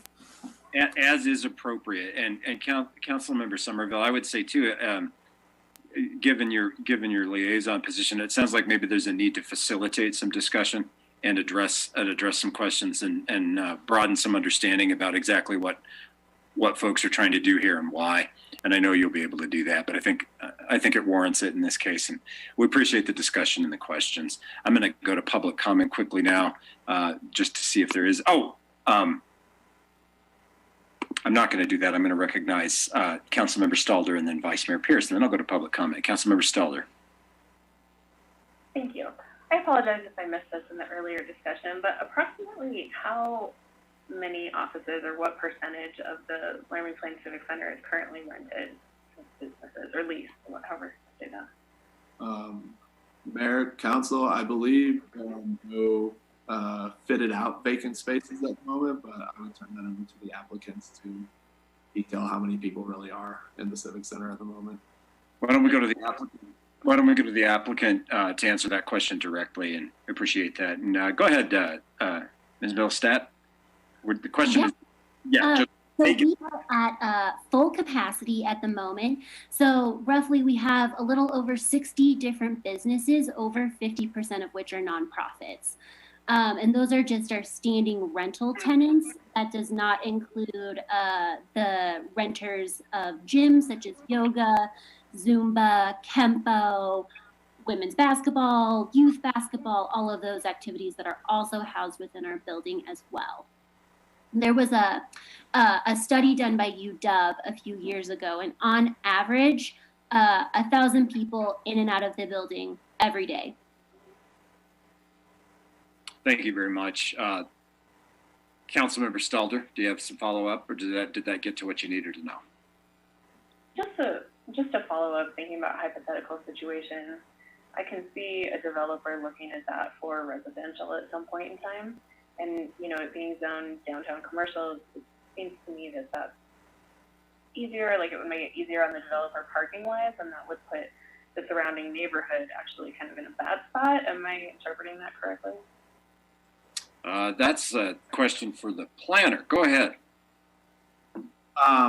Mayor, council, you are interpreting that correctly in some cases, but as you do remember, basically this building would be so hard to reconstruct, redevelop in a way that would allow for that parking to happen. You would still have to take a very large chunk. The size of this building and the would work within it would far surpass the code that was adopted by council just a couple months ago, and stating that as soon as 10 parking spaces, then that parking would have to be provided under our current code, which a building that was to be turned into a residential facility, you would still have to take out. I don't know. May I pop in to clarify this question as well? So the building itself, it's actually owned by the Laramie Plains Civic Center, Inc. So in our bylaws and in basically the foundation of the Laramie Plains Civic Center is the ownership of the building. And written into that is that if we can no longer maintain ownership, it will go to another nonprofit entity. So unless the Civic Center as an entity, we decided to change it into a apartment complex, that would never happen. And also that's against our entire mission. But it's basically part of our entire being of the Civic Center, that it will remain the Civic Center.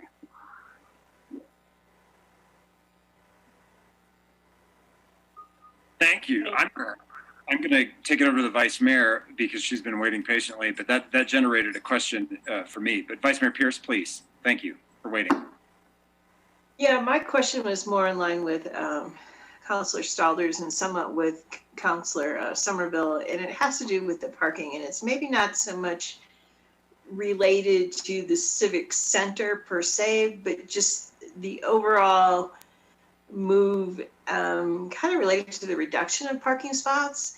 And it's concerning to me that we could, it's a pretty residential area, and not requiring or making available parking spots is problematic to me. And it's not that I'm unsupportive of the Civic Center itself, obviously not, but I am concerned that this change could create some real concerns related to parking in that somewhat residential part of town. So I'm just throwing it out there. I don't know how we address that. I'm not sure this zoning is exactly the way to do that, but I think it's maybe we need to look a little more big picture, and I will leave it at that. Thank you, Vice Mayor Pierce. Other comments or questions from council members before I take it over to members of the public?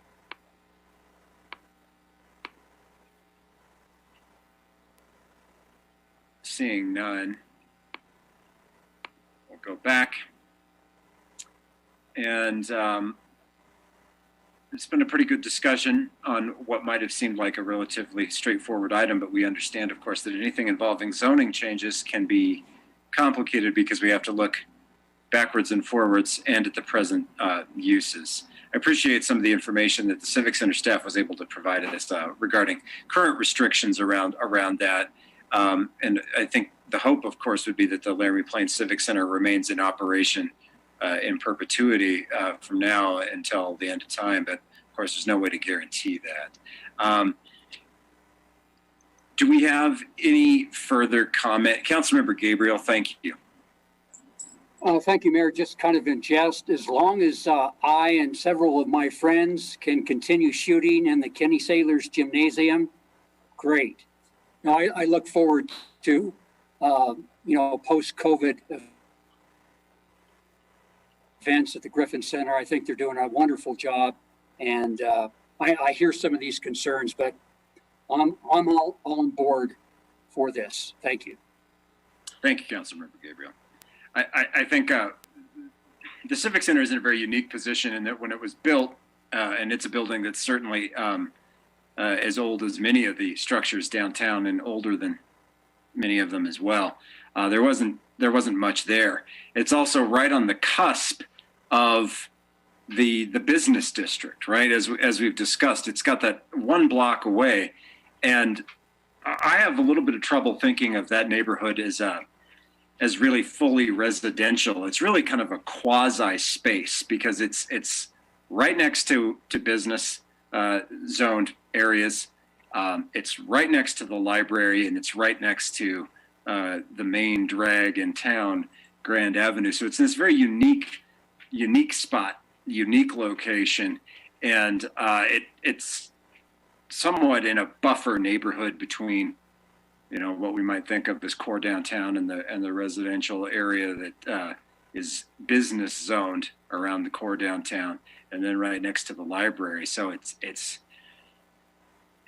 a property unlike any other in the city, and located in an area where you just don't see the same kind of interfaces in other parts of Laramie. So it's kind of uniquely situated.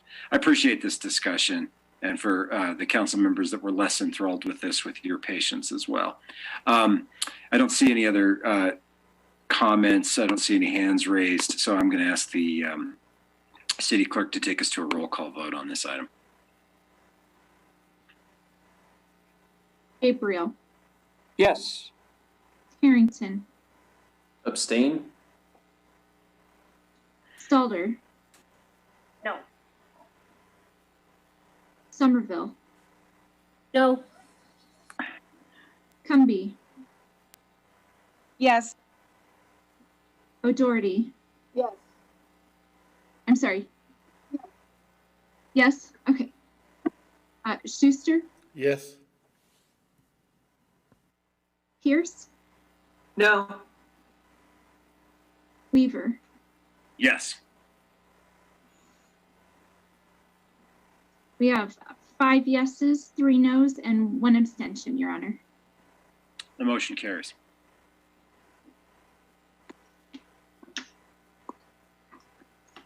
Moving on to the next item on our agenda. Council, quick check with the council. Would you like to take a break or do we want to keep moving?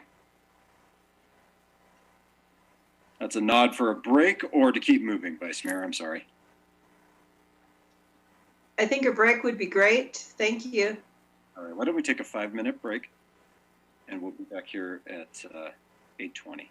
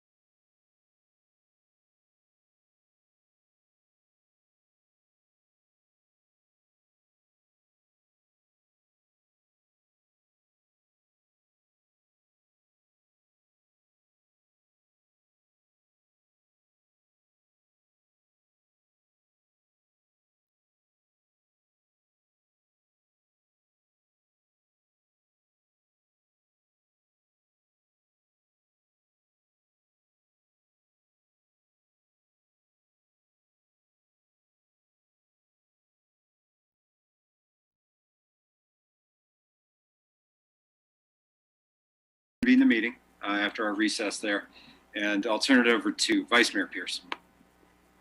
Yes, Mayor, thank you. I'd like to make a motion to move item 16 to item 11.5. Second.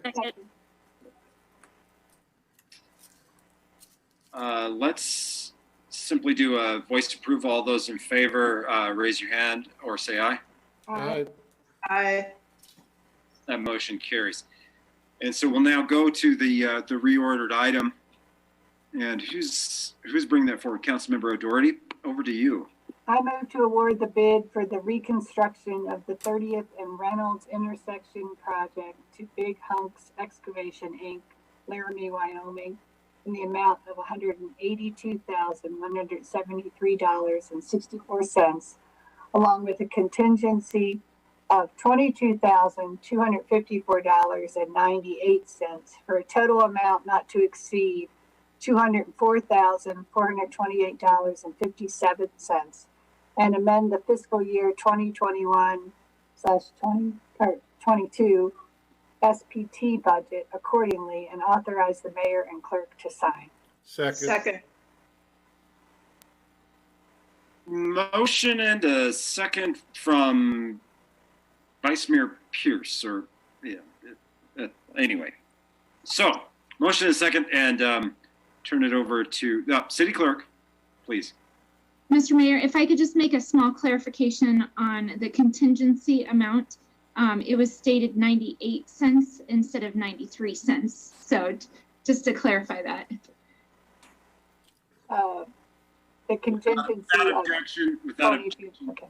Yeah, the motion will reflect the 5 cents.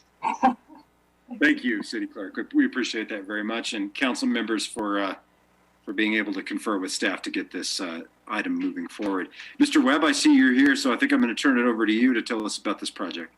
Okay, Honorable Mayor, City Council, thank you. Appreciate the reorder with the volatility in the market right now for materials.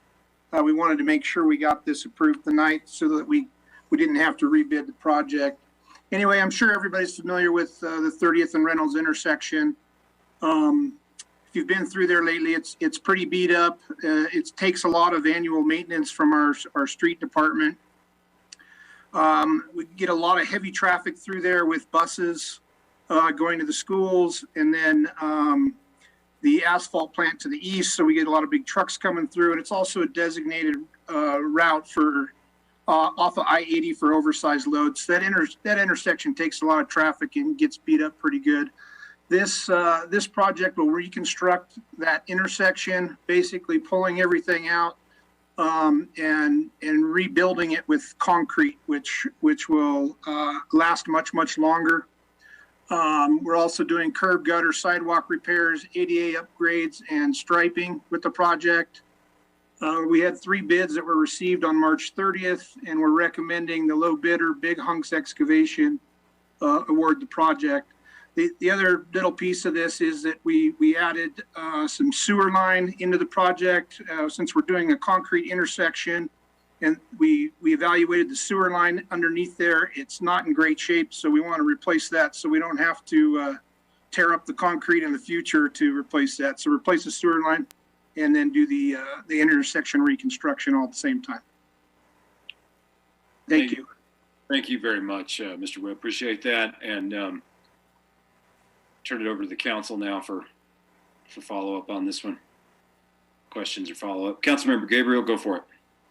Thanks, Mayor. Brooks, has there ever been the possibility of looking at purchasing some land so you could do a 45 as you're proceeding east on Reynolds to turn south to cut off some of that stop, similar to what you have at 15th and Grand? Councilor Gabriel, through you, Mayor, I'm not aware of that. The city engineer's on the phone. If he's aware of that and wants to comment, he can. But I'm not aware of looking at the realignment of that intersection. City engineer, if you want to throw anything in there, please. Yeah, Your Honorable Mayor, through to Councilor Gabriel, could you explain just a little bit more of what you're talking about wanting to possibly see there? So you're proceeding east on Reynolds, turning south on 30th? Make a 45 and where you wouldn't have to make that sharp turn and you'd cut down on some of those turns there. Okay. This seems like it'd be a little more convenient for travelers going south on 30th. Yeah, so we are looking in at putting in a right turn as you're traveling down Reynolds Street, then turning south onto 30th. So there is enough room in there, and we're currently talking with the landowner along that area about the possibility of taking out some parking right in that area and putting in a right turn lane. The bike lane would remain in that area and everything. So that's something that's come up before to the engineering staff of taking a look at that. So that's one of the things that we are looking at as we approach as we finalize this project and everything. So we're just kind of, if we need to take it out, we can, but right now we're in negotiations with the landowner directly to that area. Unfortunately, he's out of town right now, so we're still trying to negotiate the final design of that, the striping for that. So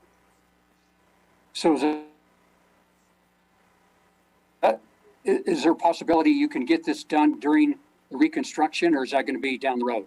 No, that's the plan is to do it during this reconstruction. Okay, great. Thank you. Mm-hmm. Thank you, Councilmember Gabriel. Thank you, City Engineer, for being around to help us and answer some questions there. Rest of the city staff for keeping us on our toes here to make sure we weren't missing out on bids. It is a pretty crazy environment. You've shared that with us, so we do appreciate that, and we're happy to move things around so that we can get things done. Council members, other questions on this one? Let's go to public comment.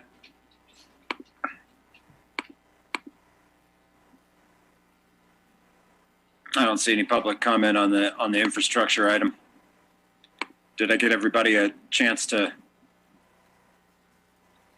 weigh in? Okay. Quick comment for me. It's always good to hear about being able to double up on projects and replacement of the other infrastructure where we're doing road surface.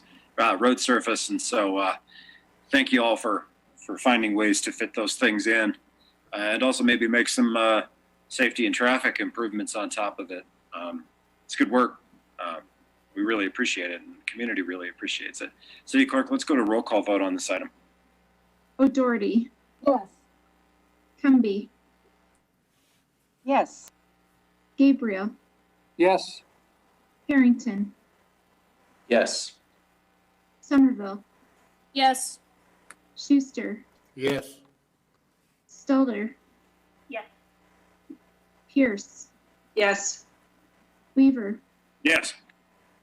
That's 9 yeses and 0 nos, Your Honor. That motion carries. Thank you, City Clerk. And thank you, council members and staff members again for making sure that we get these things done so we can get moving forward on that work. So that takes us back to regular agenda order now and to item number 12, which is going to be introduced by Councilmember Harrington. Over to you. Yeah, thank you, Mr. Mayor. I move to approve the University of Wyoming Transit Edition preliminary plat based on findings of facts and conclusions of law and subject to all staff's recommended conditions, and authorize the mayor and clerk to sign the preliminary plat. Second. A motion and a second from Councilmember Somerville, and we'll turn it over to Mr. Cox from the Planning Department. Go ahead. Mayor, Council, thank you. The property that we are discussing today is South 15th Street, right before you go over the bridge that connects to Skyline Drive. The whole goal of this property is to get the UW Transit Center facility on this land. And that entails storage, maintenance, fueling up, just a whole transit center and everything that entails. The reason for the preliminary plat is that currently this land is 3 lots, and once you go over that kind of 2 lot threshold, it all enters into kind of subdivision territory, and that's what triggers the preliminary plat. And so if this was 2 lots, then we could have just done an administrative practice to combine them. But because it is 3, combining into one very large lot, that's what triggered the preliminary plat. With this preliminary plat, we also received a site plan from the University of Wyoming that requires all current code compliance, landscaping, sidewalks, public infrastructure, crosswalks, building design, fire code access for the site, everything. And so that is something that we are essentially waiting on this preliminary plat, but as well as Derek Taney is the one that has been dealing with the site plan more specifically, as well as many members of our engineering department. Basically this project is very simple from a lot of other preliminary plats that I have talked with y'all about. There is no major public infrastructure required other than some sidewalk on the south side of the park or south side of the lot, as well as curb, gutter. But it is, 15th Street is already completely constructed, so it is in compliant with the major street plan. There is a bike lane painted down 15th Street, so it meets our Parks and Recreation Master Plan.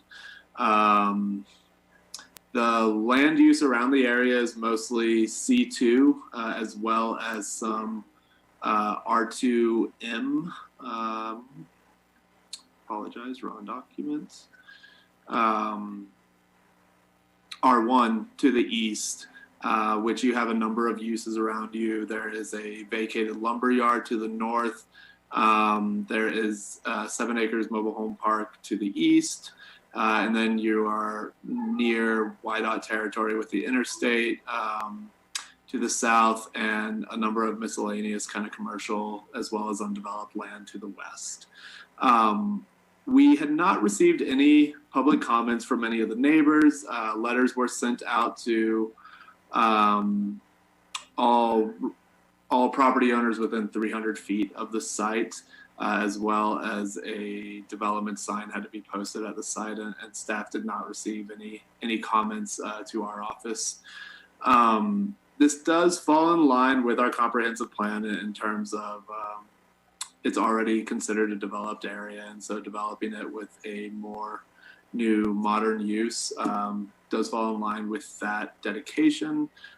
Because it is commercial use, we do not have any parkland dedication as you generally find with residential uses under our kind of park and lieu code.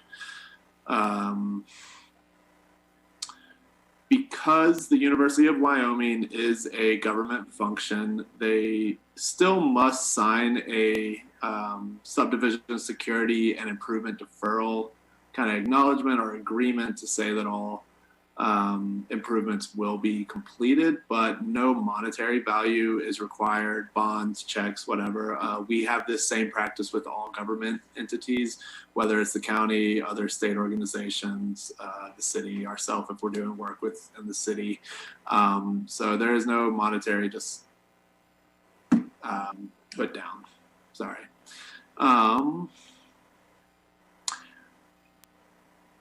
I really have nothing else to add. I am here for any questions and concerns you may have or comments.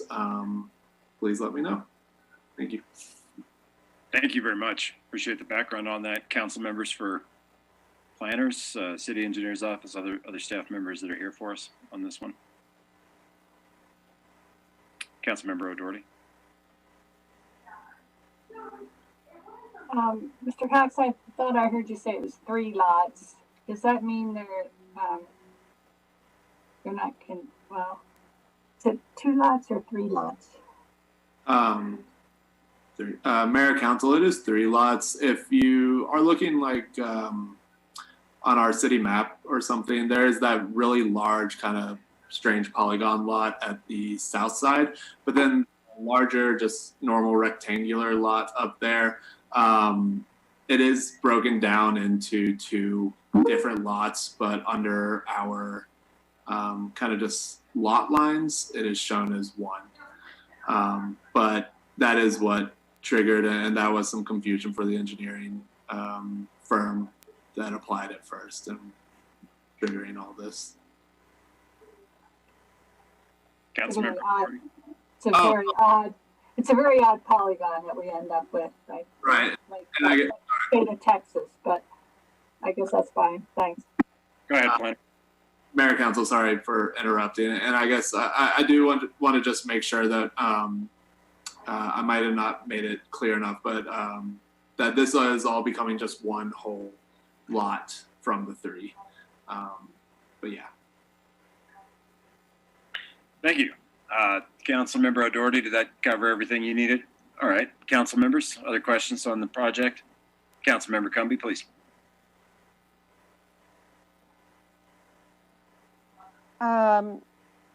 I just want to say I have a few concerns about this project. And so this is going to represent the transit center for the university. So that will include the bus fleet. It will include the vehicle fleet for all of the different departments. And it will also include the service vehicle fleet for the university. And all of that will be housed on these 3, at this transit center. So that will then begin to, I think that there's a statement in the staff report that this plat lies along 15th Street, which is identified, this on page 3, as an existing minor arterial street. And some of my concerns is that this could rapidly grow into a major arterial street. Secondly, one of my first concerns is about traffic. And under traffic in the report, it's here. It states that an analysis wasn't even required for this submittal due to staff not seeing a large increase in traffic compared to the former Honda dealership. And I don't know, I think that that's not accurate. And when you look at so just take the buses. We're now going to have all of the fleet leave the center and go to where they go, come back to the center. So we have the entire fleet now going up and down 15th Street and ultimately parking there. Number 2, for the departmental vehicles, which many of these vehicles go out on a daily basis, staff need to come to the location, sign out the car, sometimes park their cars, pick up the car, and take their car wherever. So this is going to increase that type of traffic, and you're looking at accommodating over 1,000 academic staff and almost 2,000 administrative staff. So a portion of that may be using these vehicles every day. So that's going to increase traffic.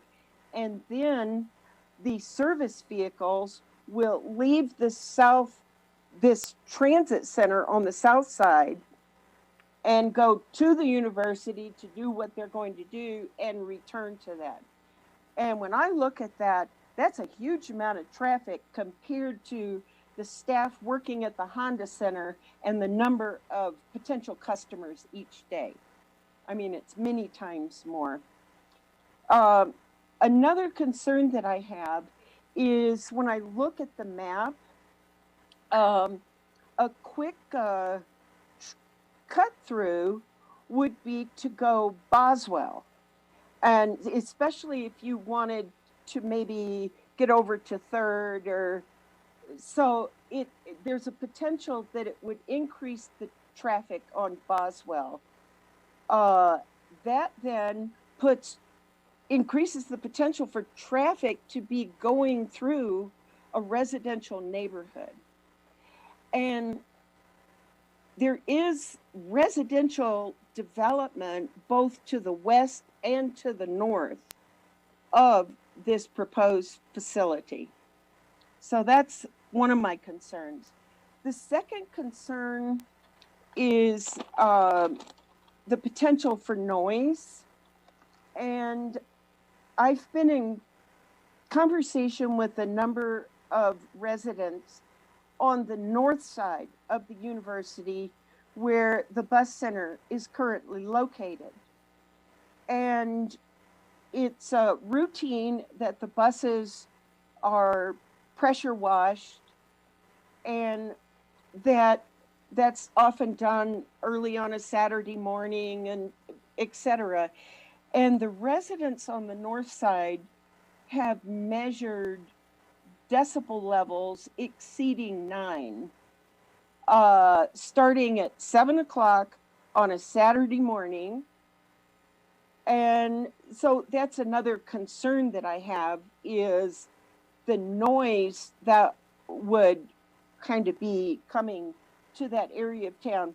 And my last concern is that sometimes the university can lack transparency about what their intentions are, but the residents that I'm in contact with, one of their big complaints is when they call and try to connect with someone at the university to register a complaint, to try to work it out, that they often receive no call. And I think that the city staff is quite familiar with this behavior of not responding.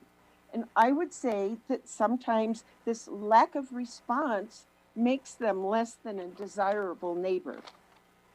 And so I just think when we approve this, we need to realize this is a major enterprise. It's not some little minor thing. And we need to think about what the impact is going to be to the south side. And many of the residents in the north side complain about the noise. They complain about the constant construction and dust that goes on in their neighborhoods. And they complain about the abandonment of property that the university buys, and then it stays open, abandoned, and it has run down their property values, and people feel that they have to relocate, that it's clear that that neighborhood north of Lewis all the way to Harney is going to wind up gone. And I just have concerns about them reaching into the south portion. So there's the express bus stop, and now they're going to have the transit center. It's really going to significantly increase the traffic and the impact on South 15th Street. Thank you very much, Mr. Mayor, for allowing me to speak. Thank you, Council. Thank you, Councilmember Cumbie. City planners, throughout this process and discussions with the applicant and through the planning and zoning approval and some of the conditions, I wonder if we might be able to address any of those concerns that were just brought forward.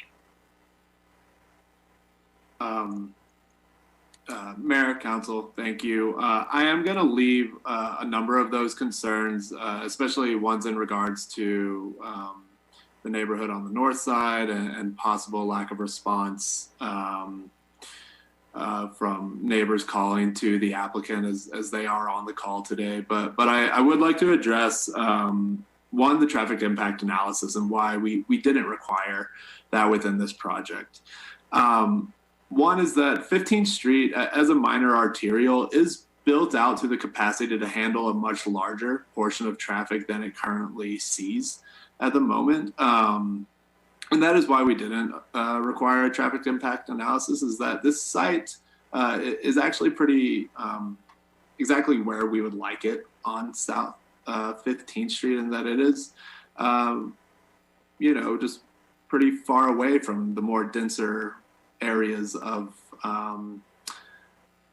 Laramie. But also that this is an area that is going to handle, possibly, or it definitely will handle traffic leaving and entering, especially around early in the morning when the transit buses start, as well as late in the evening when they're coming back and parking. But our engineering department did not identify any issue with traffic and the increased impact on that area, and that is why we didn't require the traffic impact analysis. Let's see. Honestly, Mayor, Council, that's about all I can answer from the city's aspect, and I will turn it over to the applicant if they would like to address any of those concerns. Yeah, thank you. I appreciate that. I don't know if anybody else from planning or the city engineer wants to address any of those conclusions regarding the traffic impacts. And I think I heard it during the initial part of the presentation. There was no comment received from the community for those that were noticed, but that's an invitation for anyone to weigh in on any of those concerns from other members of the staff. I don't see any. I'll go to Councilor O'Doherty, and we'll get to the applicant quickly. Go ahead, Councilor O'Doherty. We're having to rebuild 15th from Grand to Sheridan because of bus traffic. And we know there's expansive soils there. So I expect there to be quite an effect on 15th. I agree with Councilor Cumby, although we've been told we don't really have much effect on this entity. So thanks. Thank you, Councilmember O'Doherty. Any other council members? Councilmember Cumby. I would just add that I have lived on 15th Street at 15th and Park for almost 25 years. And each year, the impact of the traffic has been more and more significant. And it started with the parking lot and the buses. And it really has changed. It has been a tremendous impact. And I expect it to be a lot more and very heavy. So, thank you. Council members, anything else for staff folks before we go over to the applicant? And then we'll also, I think, probably provide some question and answer opportunity with the applicant. Councilmember Gabriel, I saw you raise your hand. Thank you, Mayor. I just wanted to bring up what Councilor Cumby's talking about. City Manager Jordan sent out an email on April 6th concerning a number of messages that they tried to pursue with UW. Assistant City Manager Todd has attempted for some 3 weeks to get a meeting with UW, but no response to date, talking about some of the noise issues that Councilor Cumby's talked about. And that was during the legislative session. Apparently people are really busy, but so far, I guess they've not received any response up to that time anyway on some of these concerns from the city. So I would back what Councilor Sharon just talked about, that accountability from the university and maybe some transparency, communication would be helpful on some of these issues that the city has brought up. Maybe a question for you, Matthew. Have you been able to communicate pretty well with UW on some of these issues that concerning the facility on 15th? Mayor Council, honestly, I feel a bit in a pickle in that we have seen no concerns within this project, and we have had no members of the public reach out to us. Truly, our offices are always open, and you know, I honestly feel a bit low on the totem pole to answer some of these questions, and so I might pass that off onto some other. Planner Cox, I'm reluctant to do this, but I'm going to intervene here. And council, I'm reluctant to do this, but I'm going to remind council respectfully, we need to try to focus up this discussion on the plat for this specific project and concerns directly related. I think these are important questions, and some of them I think we can make some connections, and some of them I think are veering away from the topic at hand. But with that respectful reminder in place, I'm going to go, and I did see a couple of hands popping up. I see one hand still up, which is Mr. Taney from planning. So I'm going to give him an opportunity to weigh in on this project. Mayor, Council, just very briefly, just as a reminder, this is a discussion regarding the preliminary plat. This is a reorganization of the land and actually doesn't have anything to do with the actual facility. We just felt that that was important background so that you understood the longer term purpose of what the reorganization would allow, just reorganizing the land in this area. So that's all I was gonna bring up. Didn't get my hand down quick enough, so. I appreciate that. And council members, please don't get me wrong. Just procedurally, there's a focus to the discussion, and as always, our challenge with these planning discussions is both current use, future use, planned use, and the difficulty in separating the facility from the zoning. It's the second time we've been to that little party this evening, and it's difficult to navigate. Assistant City Manager Fieser, thank you for your patience. Thanks, Honorable Mayor, to yourself and City Council. We have had success in contacting UW on those noise complaints, and we are working on some improvements. UW has talked about what they're working on to make things better, and also begun the process to reach out to one of the parties that has raised the most concerns. So although I appreciate Councilor Gabriel bringing up that we hadn't been getting much contact, we have seen contact and had meetings here recently, just so everybody knows. Thank you. Thank you, Assistant City Manager. And again, council members, just focus it up to each agenda item on its own merits. Councilmember O'Doherty. Does the preliminary plat affect the road? We have an entity that doesn't pay taxes towards roads, and we're putting more wear and tear on 15th Street on expansive soils. So in other cases, is it a different step in the development process that we would require some money towards improving the road? Mr. Cheney, I see that you've, thank you, Councilmember O'Doherty. I didn't mean to cut you off. Is that your question? Mr. Cheney, I see that you've turned your camera back on, so I'll just go ahead and turn it over to you if you wanted to answer that. Mayor and Council, the preliminary plat doesn't have, it's only organization of the land and doesn't have any impact on the road. Furthermore, with the current zoning of the property and the fact that the road is already under our control, is already constructed, there's no change, there's no monetary change or anything like that over for uses establishing. This is consistent with how we do it anywhere else within the city. The only time development would potentially have to construct or do something with the road would be if it didn't exist or wasn't built out. And so that does happen in occasions, and we see those things come to be done and come to be built. But in this case, the zoning, it's a permitted use within the zoning district, and the plat doesn't affect that component of the actual road. Like we said, there are some basic improvements like some curb and gutter modifications, sidewalks, things like that, but nothing to the road itself. Go ahead, Council. Thank you.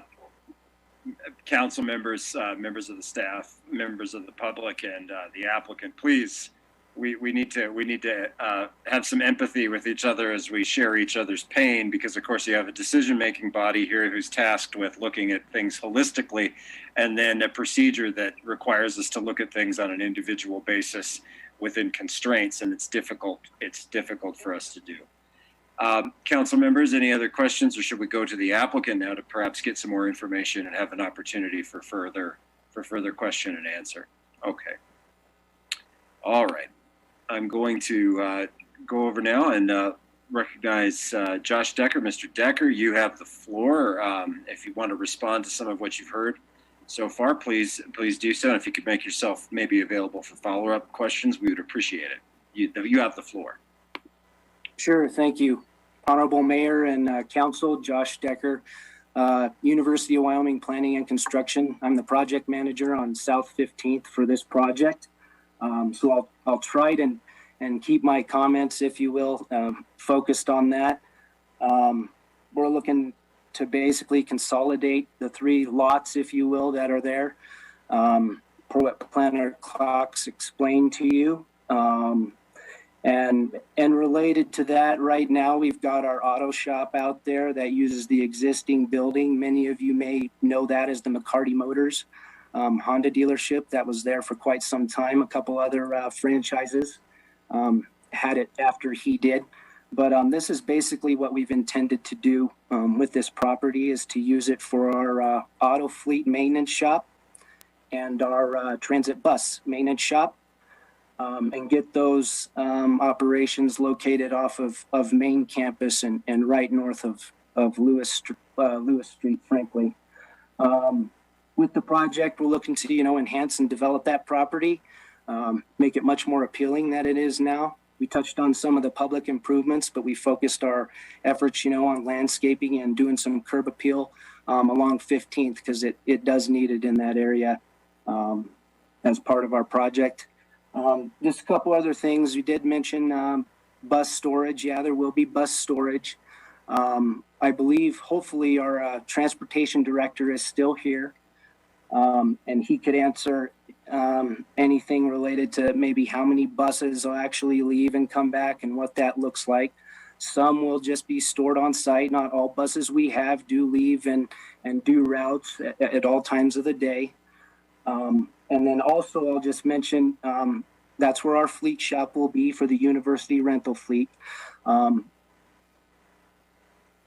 Vehicles that belong to departments or service vehicles may be serviced there, but don't come there every night and will be stored on site. That's not how that works. They're stored in service. As an example, the physical plant north of campus is where a lot of the service vehicles stay, and they have other places they do park.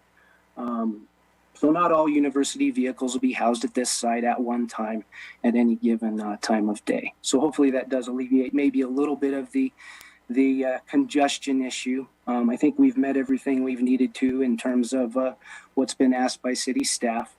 So with that, I haven't received any comments or anything directly to me from members of the public or side conversations.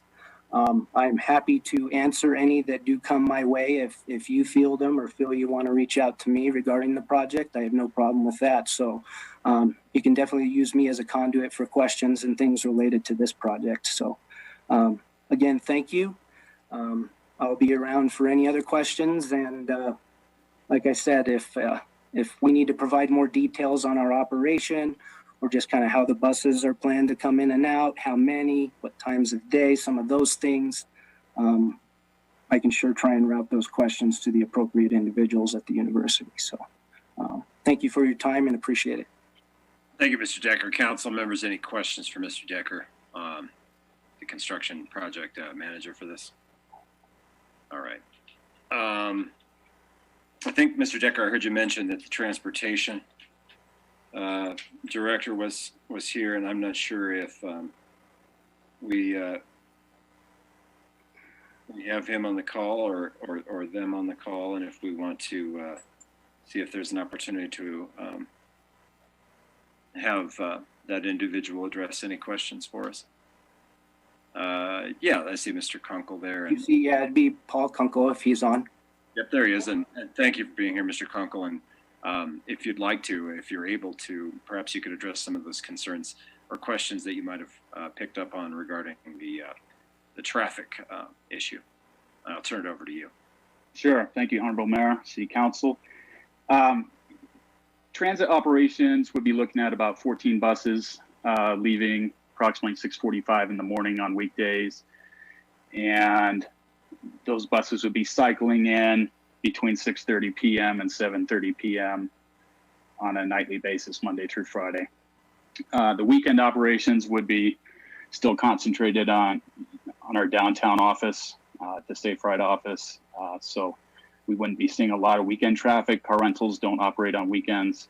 So we'd mostly be seeing those buses leave in the morning, come back in the evening, and they wouldn't be returning during the day.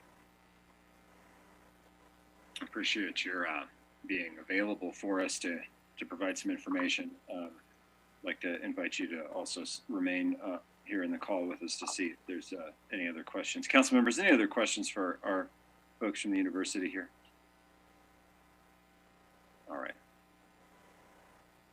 Any other questions for staff members? I'm going to go to the public and see if there's any comment on this item.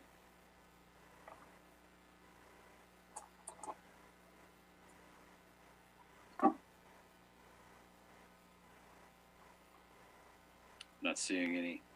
I'm not seeing the city clerk indicating to me that there's any others.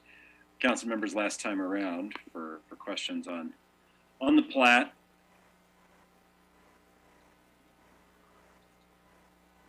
All right, council members, I do appreciate the expression of concern on the variety of related issues. As I said, it's difficult for us because we're tasked with trying to look at things holistically, but also on an individual case-by-case, item-by-item basis, and it's a tough balance to strike. I think we all understand that, and we do the best we can.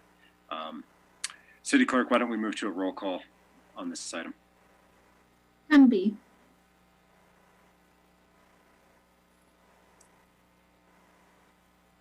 No. Gabriel. Yes. Harrington. Yes. O'Doherty. Yes. Schuster. Yes. Stalder. No. Somerville. Yes. Pierce. Yes.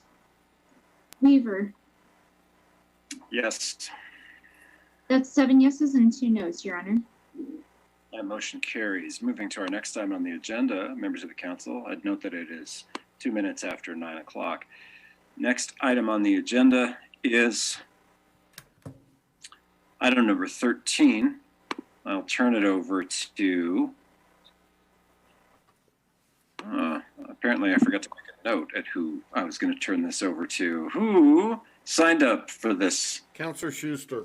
For this next part of the party. Thank you, Councilor Schuster. I apologize. Over to you. The title of this is Budget Amendment for FY 2020-21. I recommend we approve Resolution 2021-29, transferring unencumbered or expendable appropriation balances from one fund to another and amending the appropriations for the fiscal year 2020-2021 annual budget of the City of Laramie, Wyoming, and authorize the mayor and city clerk to sign. Second. Motion and a second by Vice Mayor Pierce.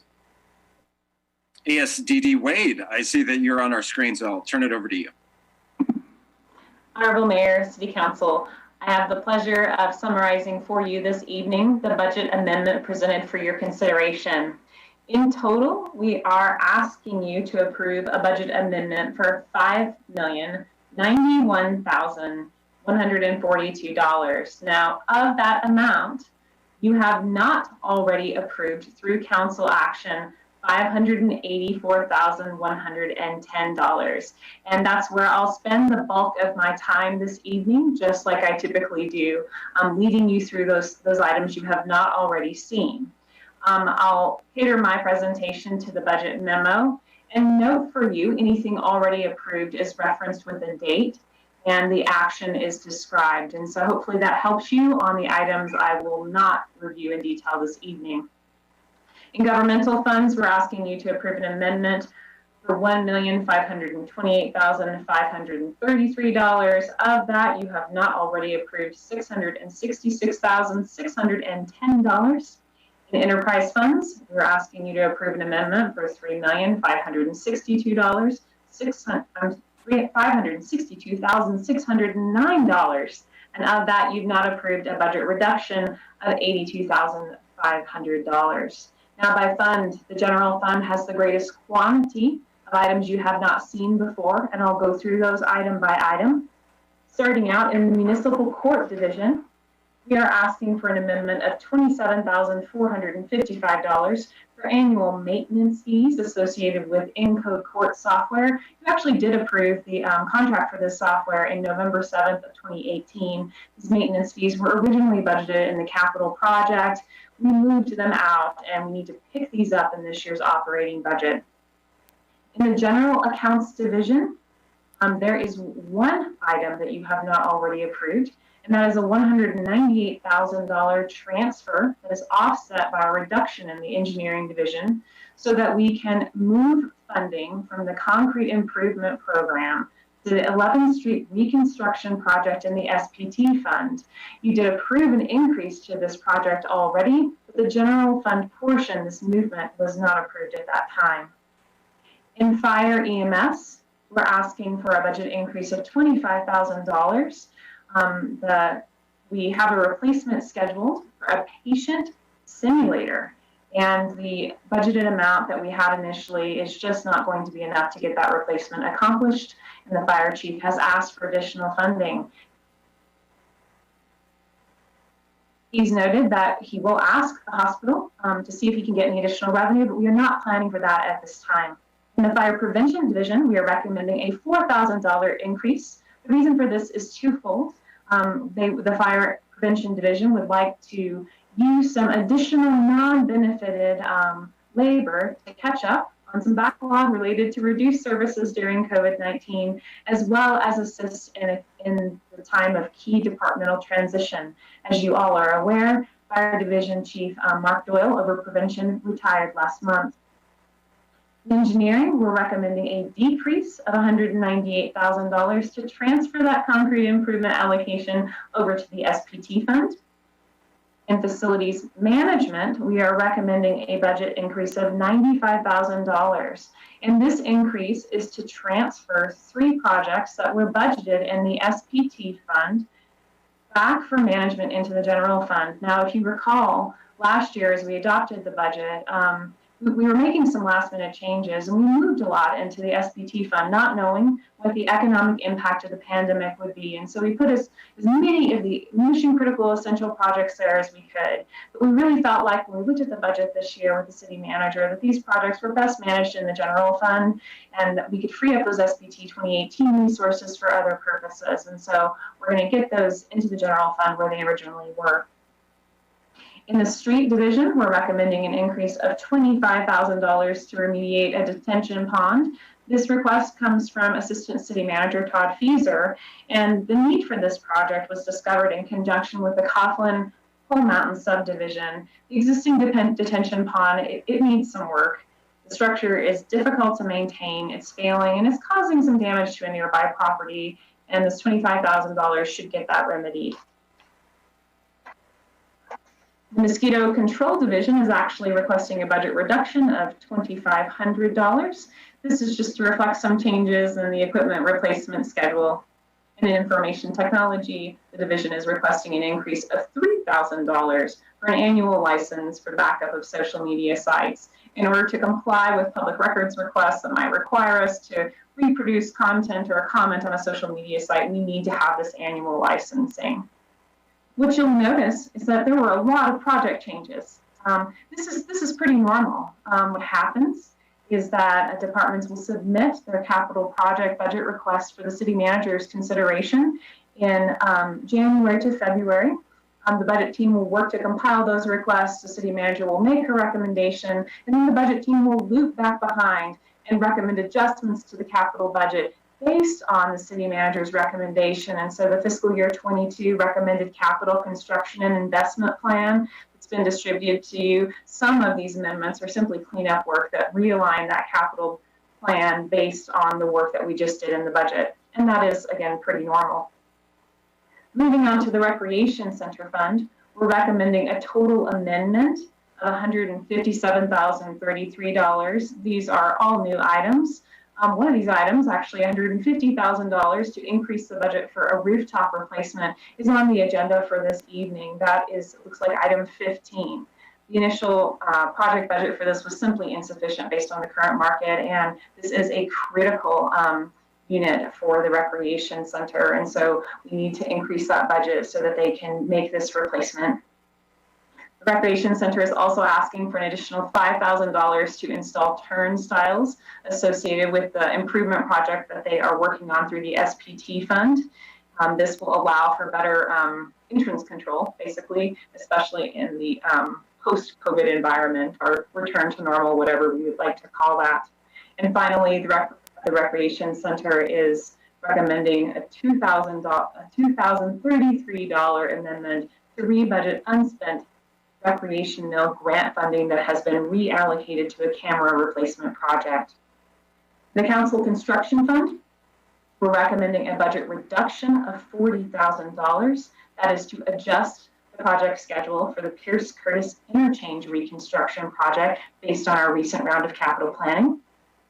And in the 2018 SPT Fund, we're recommending a budget amendment of $1,291,778.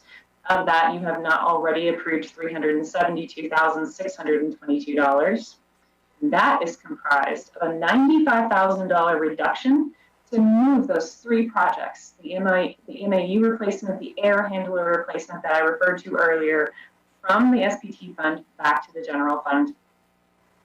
It also adjusts a reduction of $250,000 to change the project schedule for the Coughlin Pole Mountain Park project based on our current estimates.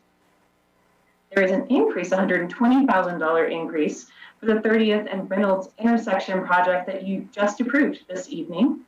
This will take care of part of the budget amendment necessary for this project.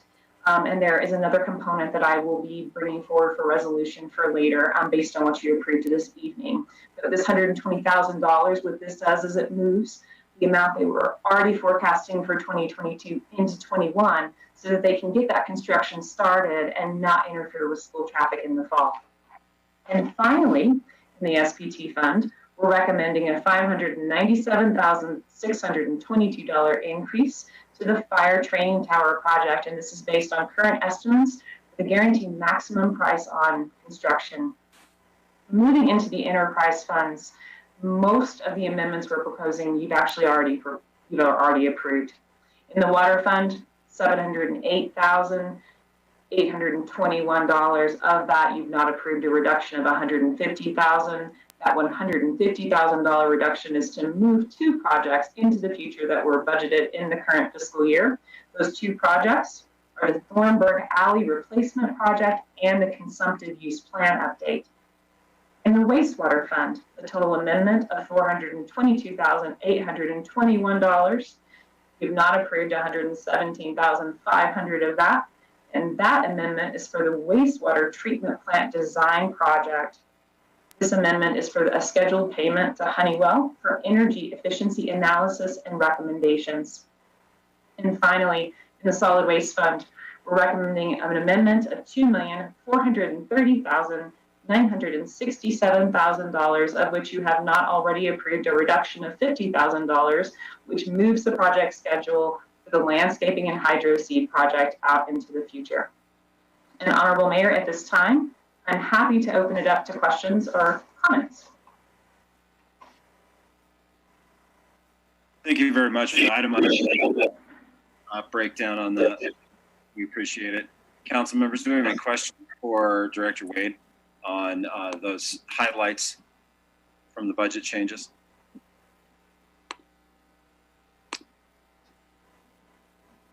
Council members, questions for Director Wade? All right.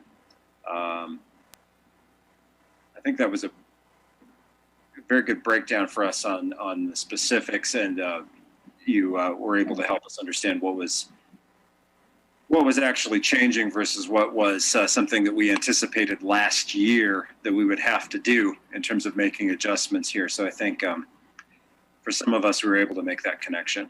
I'll give the council just one last chance for any questions. And that was apparently what we needed. Director Wade, we are good to go here. Thank you very much. And I'm going to go to public comment on the budget amendments.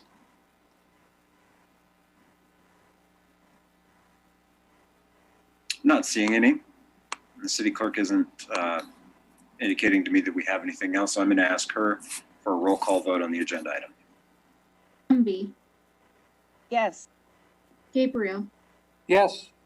Harrington, Yes. O'Doherty, Yes. Schuster, Yes. Stalder, Yes. Somerville.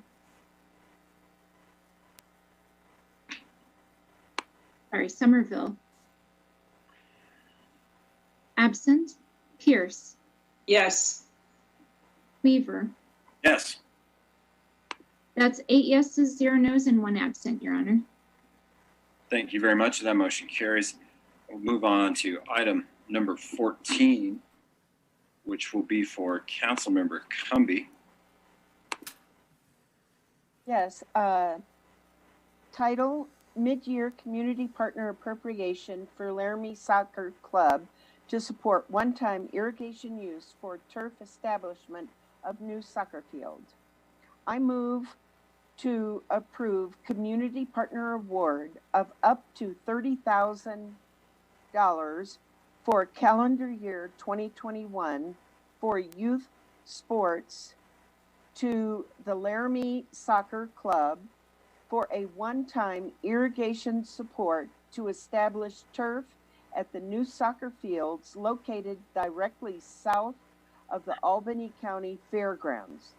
This city will directly pay for 75% of irrigation used by LSC Water through outside agency funding up to 800 units per month, with a maximum award of $30,000, and appropriately amend the fiscal year 2021 and the fiscal year 2022 budget.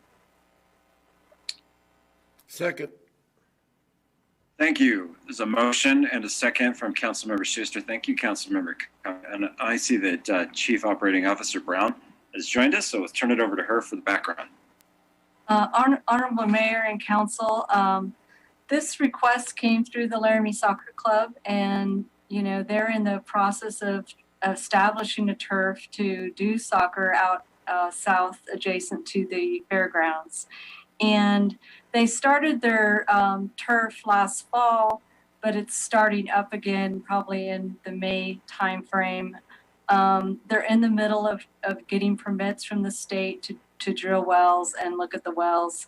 And they're kind of caught in that it is important to continue to water these and establish a turf. And they came to us for a request. We're recommending favorably for this request to do a one-time funding through the community partner mid-year process, since the timing of this is just the way it is. So we're asking, we've thought that the best way to do this is that we would bill them 25% of the bill up to the what we thought their usage was last fall before the when it became a little more stable, and we will then pay their 75% of their soccer bill through this season and hit the community partner funding, and then that way it'd be easier for both of us to do that. So that's our recommendation. We do have Laura Tangerman here with the soccer club, and I think she's been patiently waiting to talk to you all tonight. So she's here to address any of your concerns or any questions that you may have. Thank you. So let's welcome Mrs. Tangerman here and thank her for her patience. with us as we made it through our agenda tonight, and she's our representative from the soccer club. Council members, just direct your questions, in total, either through Operating Officer Brown or Mrs. Tangeman as we go forward. Mrs. Tangeman, thank you so much. You've got the floor. Oh, okay, thank you, Mayor and Council. I don't have much for prepared comments. I just wanted to thank you for considering this. We're excited to get this field up and going, not only for soccer, but any other groups that would be looking for open turf space when we're not using it for soccer. And I don't know if anybody's driven past since we've got it up and going. Hard to tell with the brown grass out there right now, but the landscaping and trees and stuff we put out there, beautiful, and we can't wait to see it all green up here again in the next month. Thank you. Council members, Councilmember O'Doherty. I was just wondering how many kids are in the Laramie soccer program. I suspect it's a lot. Thanks. Yeah, typically on a non-COVID year, we usually serve between kids and adults close to 700 people. Thank you. Thank you, Councilmember O'Doherty. Councilmember Gabriel. Thanks, Mayor. Laura, just curious, how much consideration was given to artificial turf? Ideally, we would have liked to do artificial turf. There were a few roadblocks to that in that the grant we wrote required us to put in sod turf, and then also just about almost double the price of it to put in the artificial turf at this time. Thank you. Thank you. Your questions for staff or for Laramie Soccer Club? Councilmember Somerville.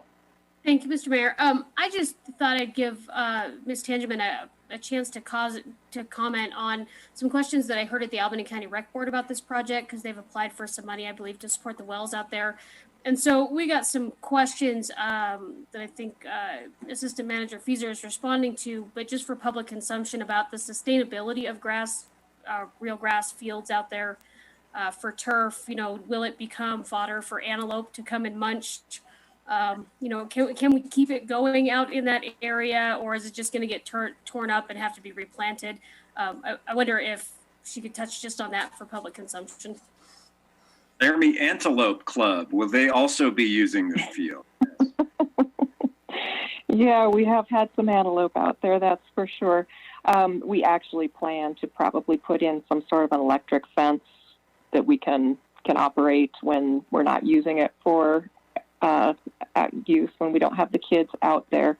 It looks like it's a fairly inexpensive addition to put out there, so that's what we're looking at. Okay. All right. And maybe we'll wait for some information from Assistant City Manager Fieser on some of the grass and some of those water consumption uses. We'll get some more information about that. Councilmember Somerville, anything else? Okay, thank you for that. That was an interesting point. Other questions? I'm not seeing any. I'll go to the public real quick and see if we have any public comments on this item from members of the public. I don't see any hands popping up.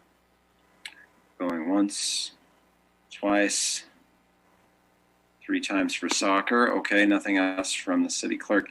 I just want to thank you again for your patience and hanging in there with us to say hi to us and provide us with some information. And the council wants to thank you for all the effort you've put in for Laramie Recreation and that you continue to put in. Thanks a lot, Mrs. Tangeman. We appreciate you being here. Let's see, council, if there's nothing else and nothing for CEO Brown, we'll go to the vote. City Clerk? Somerville. Yes. Stalder. Yes. Schuster. Yes. O'Doherty. Yes. Harrington. Yes. Gabriel. Yes. Cumby. Yes. Pierce. Yes. Weaver. Yes. That's 9 yeses and 0 nos, Your Honor. And that motion carries. Thanks a lot, folks. Let's move on to the next item, which is item number 15. And I have Councilmember Schuster. Thank you. The title is Consideration of Bid Award, Construction Contract, and Budget Amendment for the Laramie Recreation Center RTU 7 Design Build Replacement Project to Climate Control LLC of Cheyenne, Wyoming. I move that the council award the bid for the Laramie Recreation Center RTU 7 Design Build Replacement Project to the Climate Control LLC of Cheyenne, Wyoming in the amount not to exceed $326,795 and a reserve of $23,205 for the potential project contingencies, along with approving the construction contract between the owner and contractor for a total amount not to exceed $350,000 and amend the fiscal year 2021 Recreation Center Fund budget accordingly and authorize the mayor and city clerk to sign. Thank you. Thank you. Motion and a second from Councilmember O'Doherty. Mr. Friesa, thanks for hanging in there. Absolutely no problem, Mayor. Mayor and Council, this is one of those projects that we've seen the prices escalate on over the past year related to the COVID. And basically the way that we project these out is we get prices many, many years in advance and start planning on those prices to be part of the project as they come through.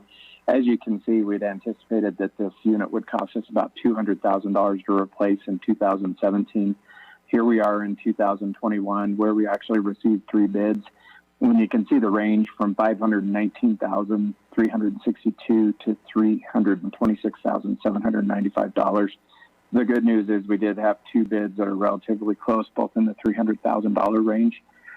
This project does meet the intent of the investment grade audit that replacement of these RTUs should anticipate some potential annual savings of $6,000 to efficiencies, and then about $11,300 in operation and maintenance savings over the next few years or annually as we go through with a new unit trying to provide the services. This unit itself provides for the conditioning of the air related to the indoor leisure pool, which is probably the harshest environment that the city of Laramie has, where we do HVAC units. Not only is the unit required to provide heat and cooling and all the things that we do, but it's also responsible for dehumidification, which is important when you've got a pool and you're trying to keep humidity from getting into the walls and causing external damage to your structure. So with that being said, staff, we've gone through, we've decided to push off the RTU 8 for a little bit of time. We think we've got a little bit better lifespan on that as it operates in a pool environment, but it's a much cooler environment with less humidity due to the cooler temperatures in the lap pool. And I'd be happy to answer any questions. Thank you. Any questions for Assistant City Manager Fieser on this item? All right, let's go to the public on this item.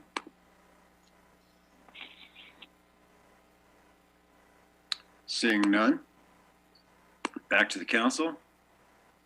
City Clerk, can we have a roll call vote on this item? Schuster, Yes. Stalder, Yes. Somerville, Yes. Cumbie, Yes. Gabriel, Yes. Harrington, Yes. O'Doherty, Yes. Pierce, Yes. Weaver. Yes. That's 9 yeses and 0 nos, Your Honor. Thank you very much. That motion carries. Moving on to item number 17 on the agenda and over to Councilmember Somerville. Thank you, Mr. Mayor. We're going to go fast since we're almost at 9:30. I move to reconsider the motion to approve Resolution 2021-25, authorizing the award of $200,500 in community partner funds contingent of the adoption of the fiscal year 2021-2022 budget and on the availability of funds. Second. Motion and a second. For background on this, City Manager Jordan.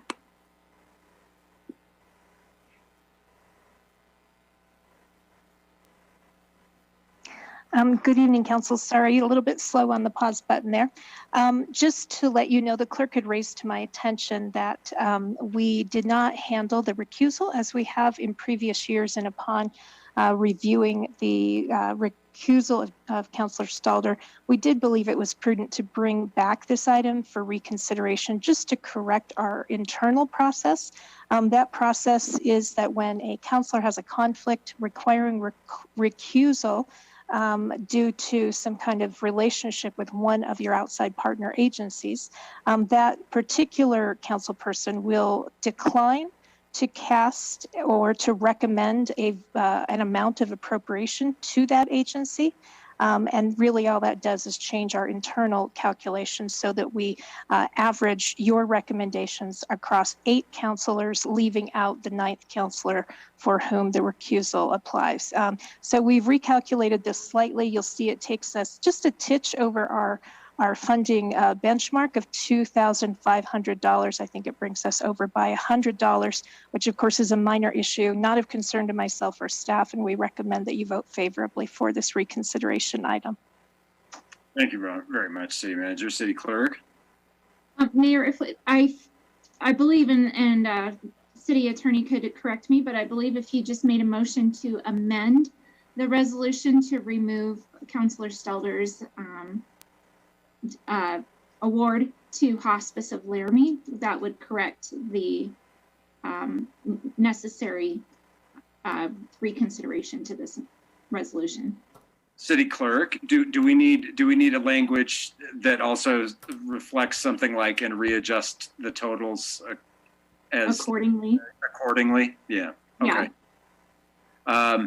With the maker of the motion, consider that. Oh, very well. Go ahead, Councillor Somerville. Mr. Mayor, I would move to remove Councillor Stalder's award for Hospice of Laramie and recalculate accordingly. Second. All right.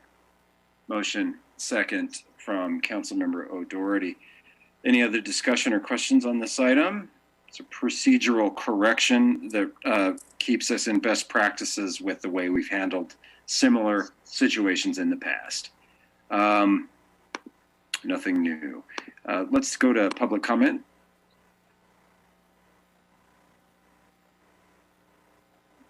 I don't see any public comment. The City Clerk's not seeing any either.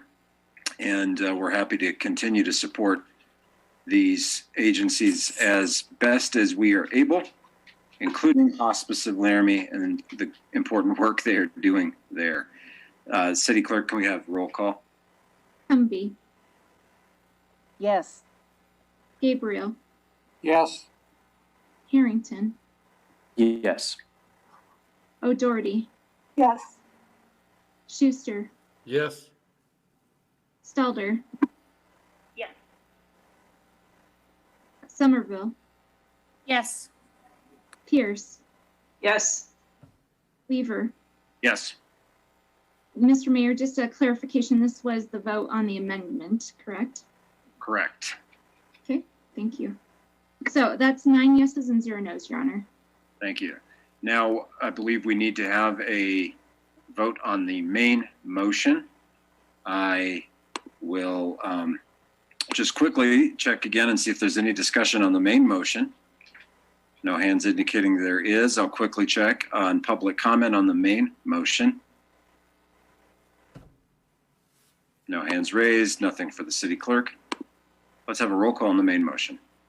Humby. Yes. Gabriel. Yes. Harrington. Yes. O'Doherty. Yes. Schuster. Yes. Stalder. Yes. Somerville. Yes. Pierce. Yes. Weaver. Yes. That's 9 yeses and 0 noes, Your Honor. That motion carries.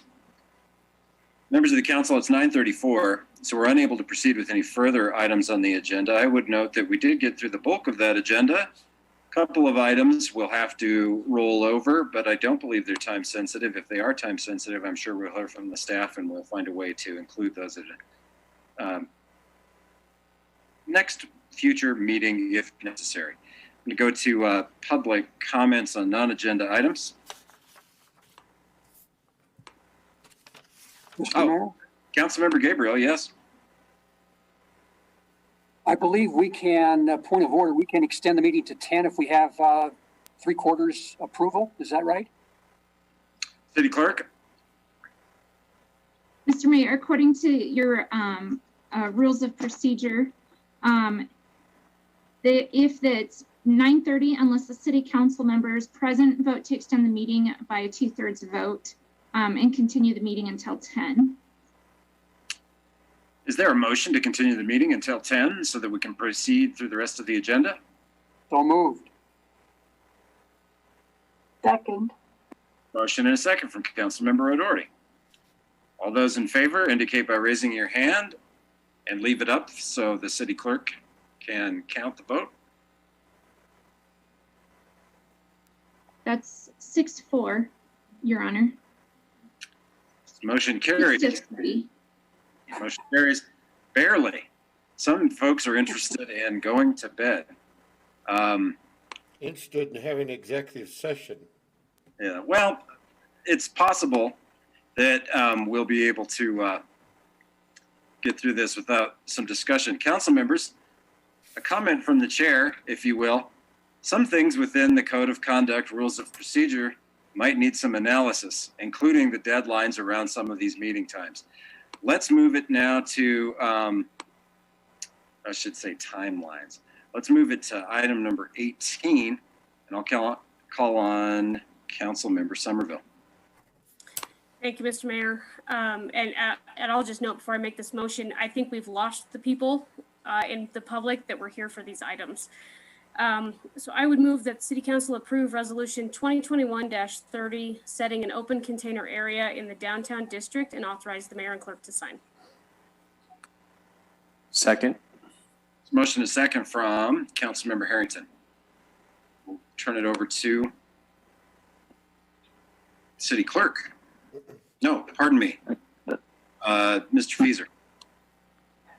Honorable Mayor, I'm sure Nancy would make it a lot faster than I will. This is a resolution that follows up the work session that we had a couple weeks ago regarding the downtown changes that we made last year related to the coronavirus. This one establishes the open container area in the same fashion as we did last year.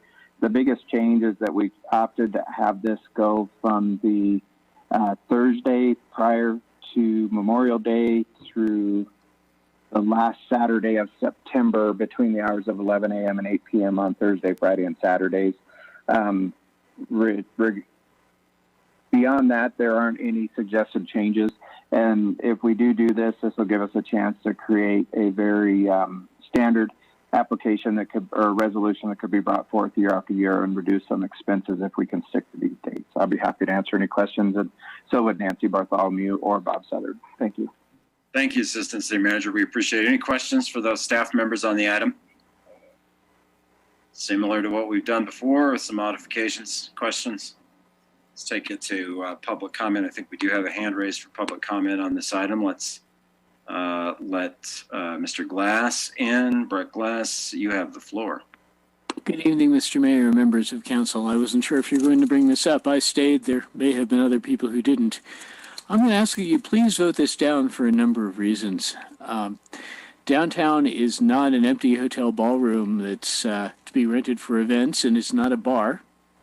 It's not a latrine, although bar patrons sometimes seem to treat it like one. It's a place where people live and work. It's the beating heart of our city. And yet the wishes of the people who live and work there are just routinely ignored by city council and by certain lobbying groups that lobby for measures like this. I was not contacted about this. I found it on the agenda when I happened to look. The Laramie Boomerang, now essentially being no longer in existence, didn't cover it. There were probably a whole lot of people who would have cared to comment on this, but were blindsided and wouldn't know that it was coming and would not know until it was too late. This is just a bad idea. We're constantly dealing with vandalism, with trash that we have to pick up, with having to lock our doors as a result of the lack of control of alcohol abuse downtown. We have here an open container area that crosses 3rd Street and goes all the way to 4th, and so you'll have people crossing one of the busiest intersections in the entire state of Wyoming. While inebriated, and this is not going to be a safe thing to do. The alleys are supposedly excluded, but in fact they're not. We have to deal with fights, littering, vandalism, public urinations, and drunks carrying liquor because they will. There's no enforcement. There's no patrolling to prevent that. We've had to deal with all of these things already, and we've had windows smashed during the period when this was done before. I really think this deserves more consideration than a last-minute item at the end of the meeting. I think that downtown, there needs to be outreach to people downtown. I think people need to be informed. I think there needs to be some other form of public notice now that the Boomerang, again, is controlled by a corporation in Idaho that mostly fills it with fluffy articles that don't tell people what's going on. So I'd like to ask that you at least postpone this, if not vote it down tonight, because I think that the people who live and work downtown deserve some consideration here. Thank you very much. Thank you, Mr. Glass, for staying with us this evening and providing us with your views and hanging in there till we got to the item on the agenda. Other public comment on the item? I have a screen name that's just the letter D, so we'll allow that person to come in. And please provide your full name for the record of the public comment. Thank you. You have the floor. Hi, yes, this is Deirdre O'Dwyer, and I'm a business owner not in downtown. And actually, I'm intrigued by this because I'm just wondering, why is it limited to downtown being the only zone for open container? If you think that, I don't know what the motivation for this resolution is. If it's to help out businesses, why isn't it extended to businesses that are not downtown? So I have to say I'm a little ignorant of the whole process of how this came about. I understand it happened last year, but for this year, I was wondering why it was being extended to just downtown businesses.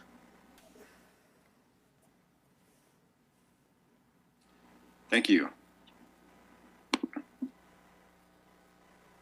We'll see if we can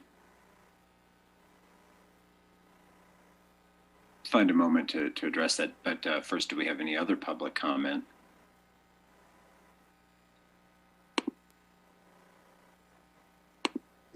Council members, without objection, I think I'd like to take a moment to just address that sort of general question, because I think it's reasonable, and I think we can do that fairly easily, which is to provide the background that open container downtown is something that is done on an annual basis for events like Jubilee Days. It was initiated last year to try to encourage patronage of downtown businesses, while also encouraging activities in that patronage to take place in outdoor settings as opposed to inside.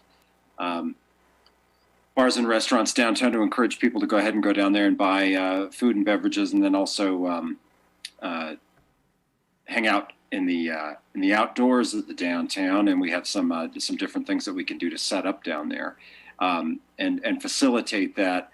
Whereas in some other places we're a little bit more limited in the way we can utilize some of those spaces. That's my general view. This is to say, have anything you'd like to add in terms of some of that thinking? Honorable Mayor, this is something that I believe Nancy and I actually discussed last year, that we may have other areas that would request this same type of situation, that I don't know that we're opposed to bringing forward to council if they so choose. I know that this is something that potentially couldn't be put in citywide. I don't believe that would be for the benefit of Laramie, but I could absolutely see it being provided in other areas of town where it would have some support. However, it would take support of whoever would like to bring that forward. I'm happy to, hear some suggestions. I believe Nancy is also, and to effort those and bring those back to council if we so choose. I appreciate that. And I think the other thing I'd add too is also the concentration of businesses, food and beverage hospitality in the downtown area as opposed to the citywide approach. But I think your comments are noted, and that there's certainly the possibility of exploring some flexibility with some other options in the future. Any other comments from the council on this? And I appreciate that, council. I did think that was a reasonable question that I thought we might be able to provide some information for. So thank you. Any other questions on this item for the staff? Councilmember Somerville, shoot. Thank you, Mr. Mayor. I don't have a question. I have a comment. That's all right. Yeah. I just wanted to share with the council, and we had a work session not too long ago on this, but I know we've lost some of the downtown business owners that were on the council meeting tonight. Overwhelmingly, they received positive feedback, and they believe that it's pretty well supported from the downtown business owners. So I know Main Street was going to ask you guys to continue to support it, and I'll leave it at that. Thank you. Thank you very much. And excuse me, folks, while I'm doing some battery charging maneuvers here. Do we have any other comments or questions on this? I'm not seeing any, and I'm not seeing any further public comment, but I will check. I'm not seeing any there. City Clerk's not telling me she's seeing any either. City Clerk, can we have the roll call? Schuster, Yes. Stalder, Yes.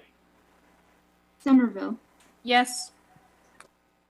O'Doherty, Yes. Harrington, Yes. Gabriel, Yes. Cumby, Yes. Pierce, Yes. Weaver. Yes. That's 9 yeses and 0 nos, Your Honor. That motion carries. Moving on to the next item on our agenda, item number 19. Turn that over to Councilor O'Doherty.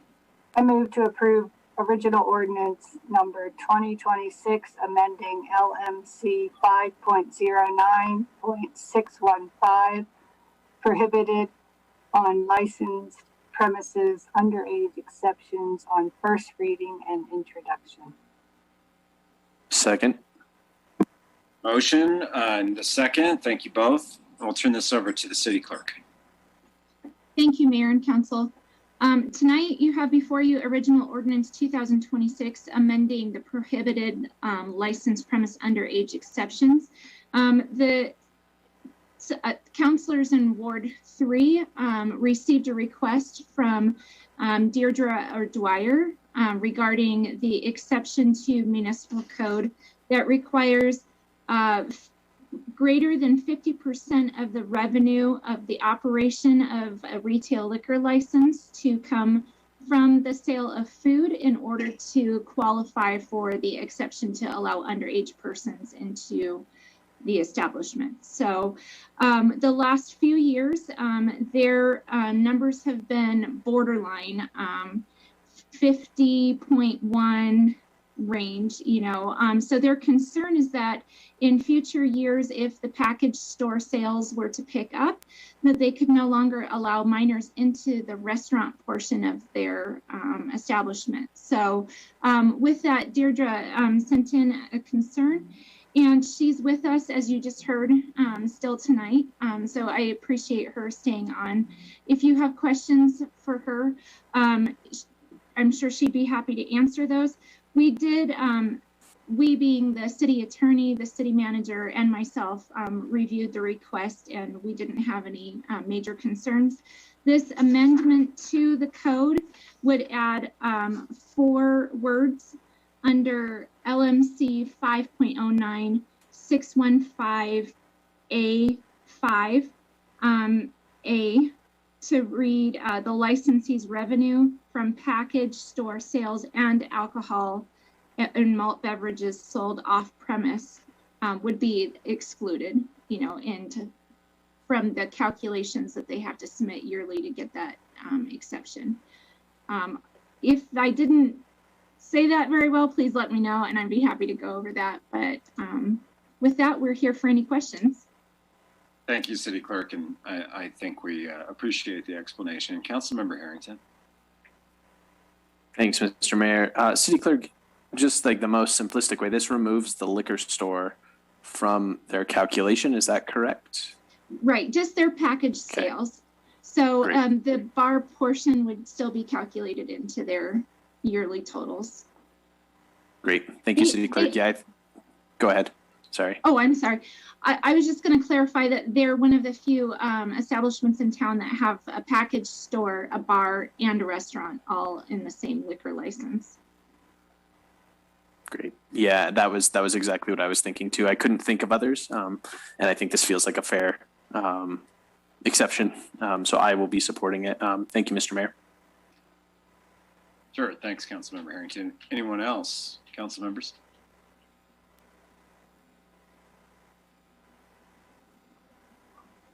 Okay.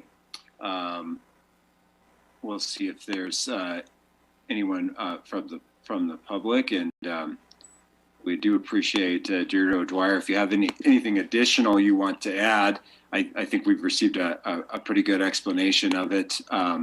But you know, you're welcome to share anything else with us, and you have the floor if you'd like to.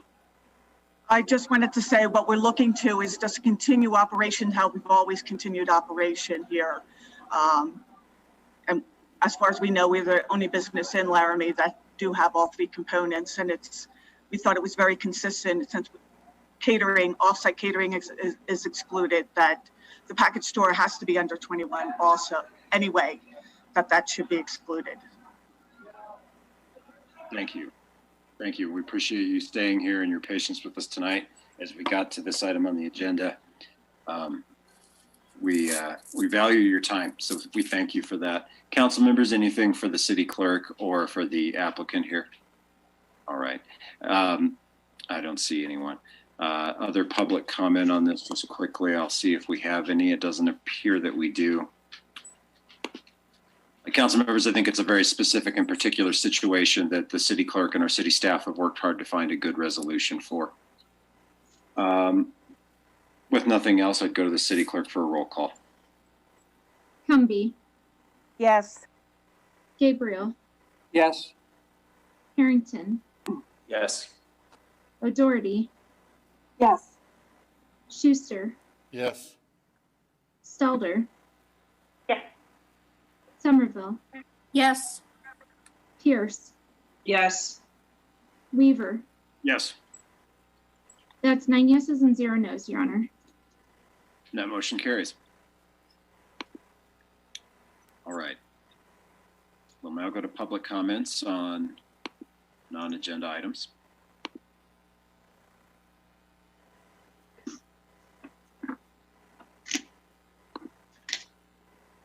I don't see anyone. Go to consideration of future council work session topics.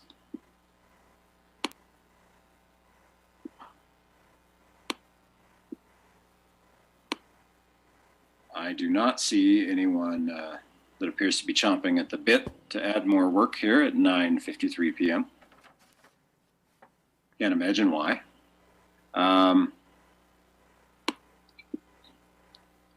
Let's move to item number 22. And let me just, before we do that, let me just say thank you, council members, for being willing to put in the time and get the full agenda done. It'll pay dividends later.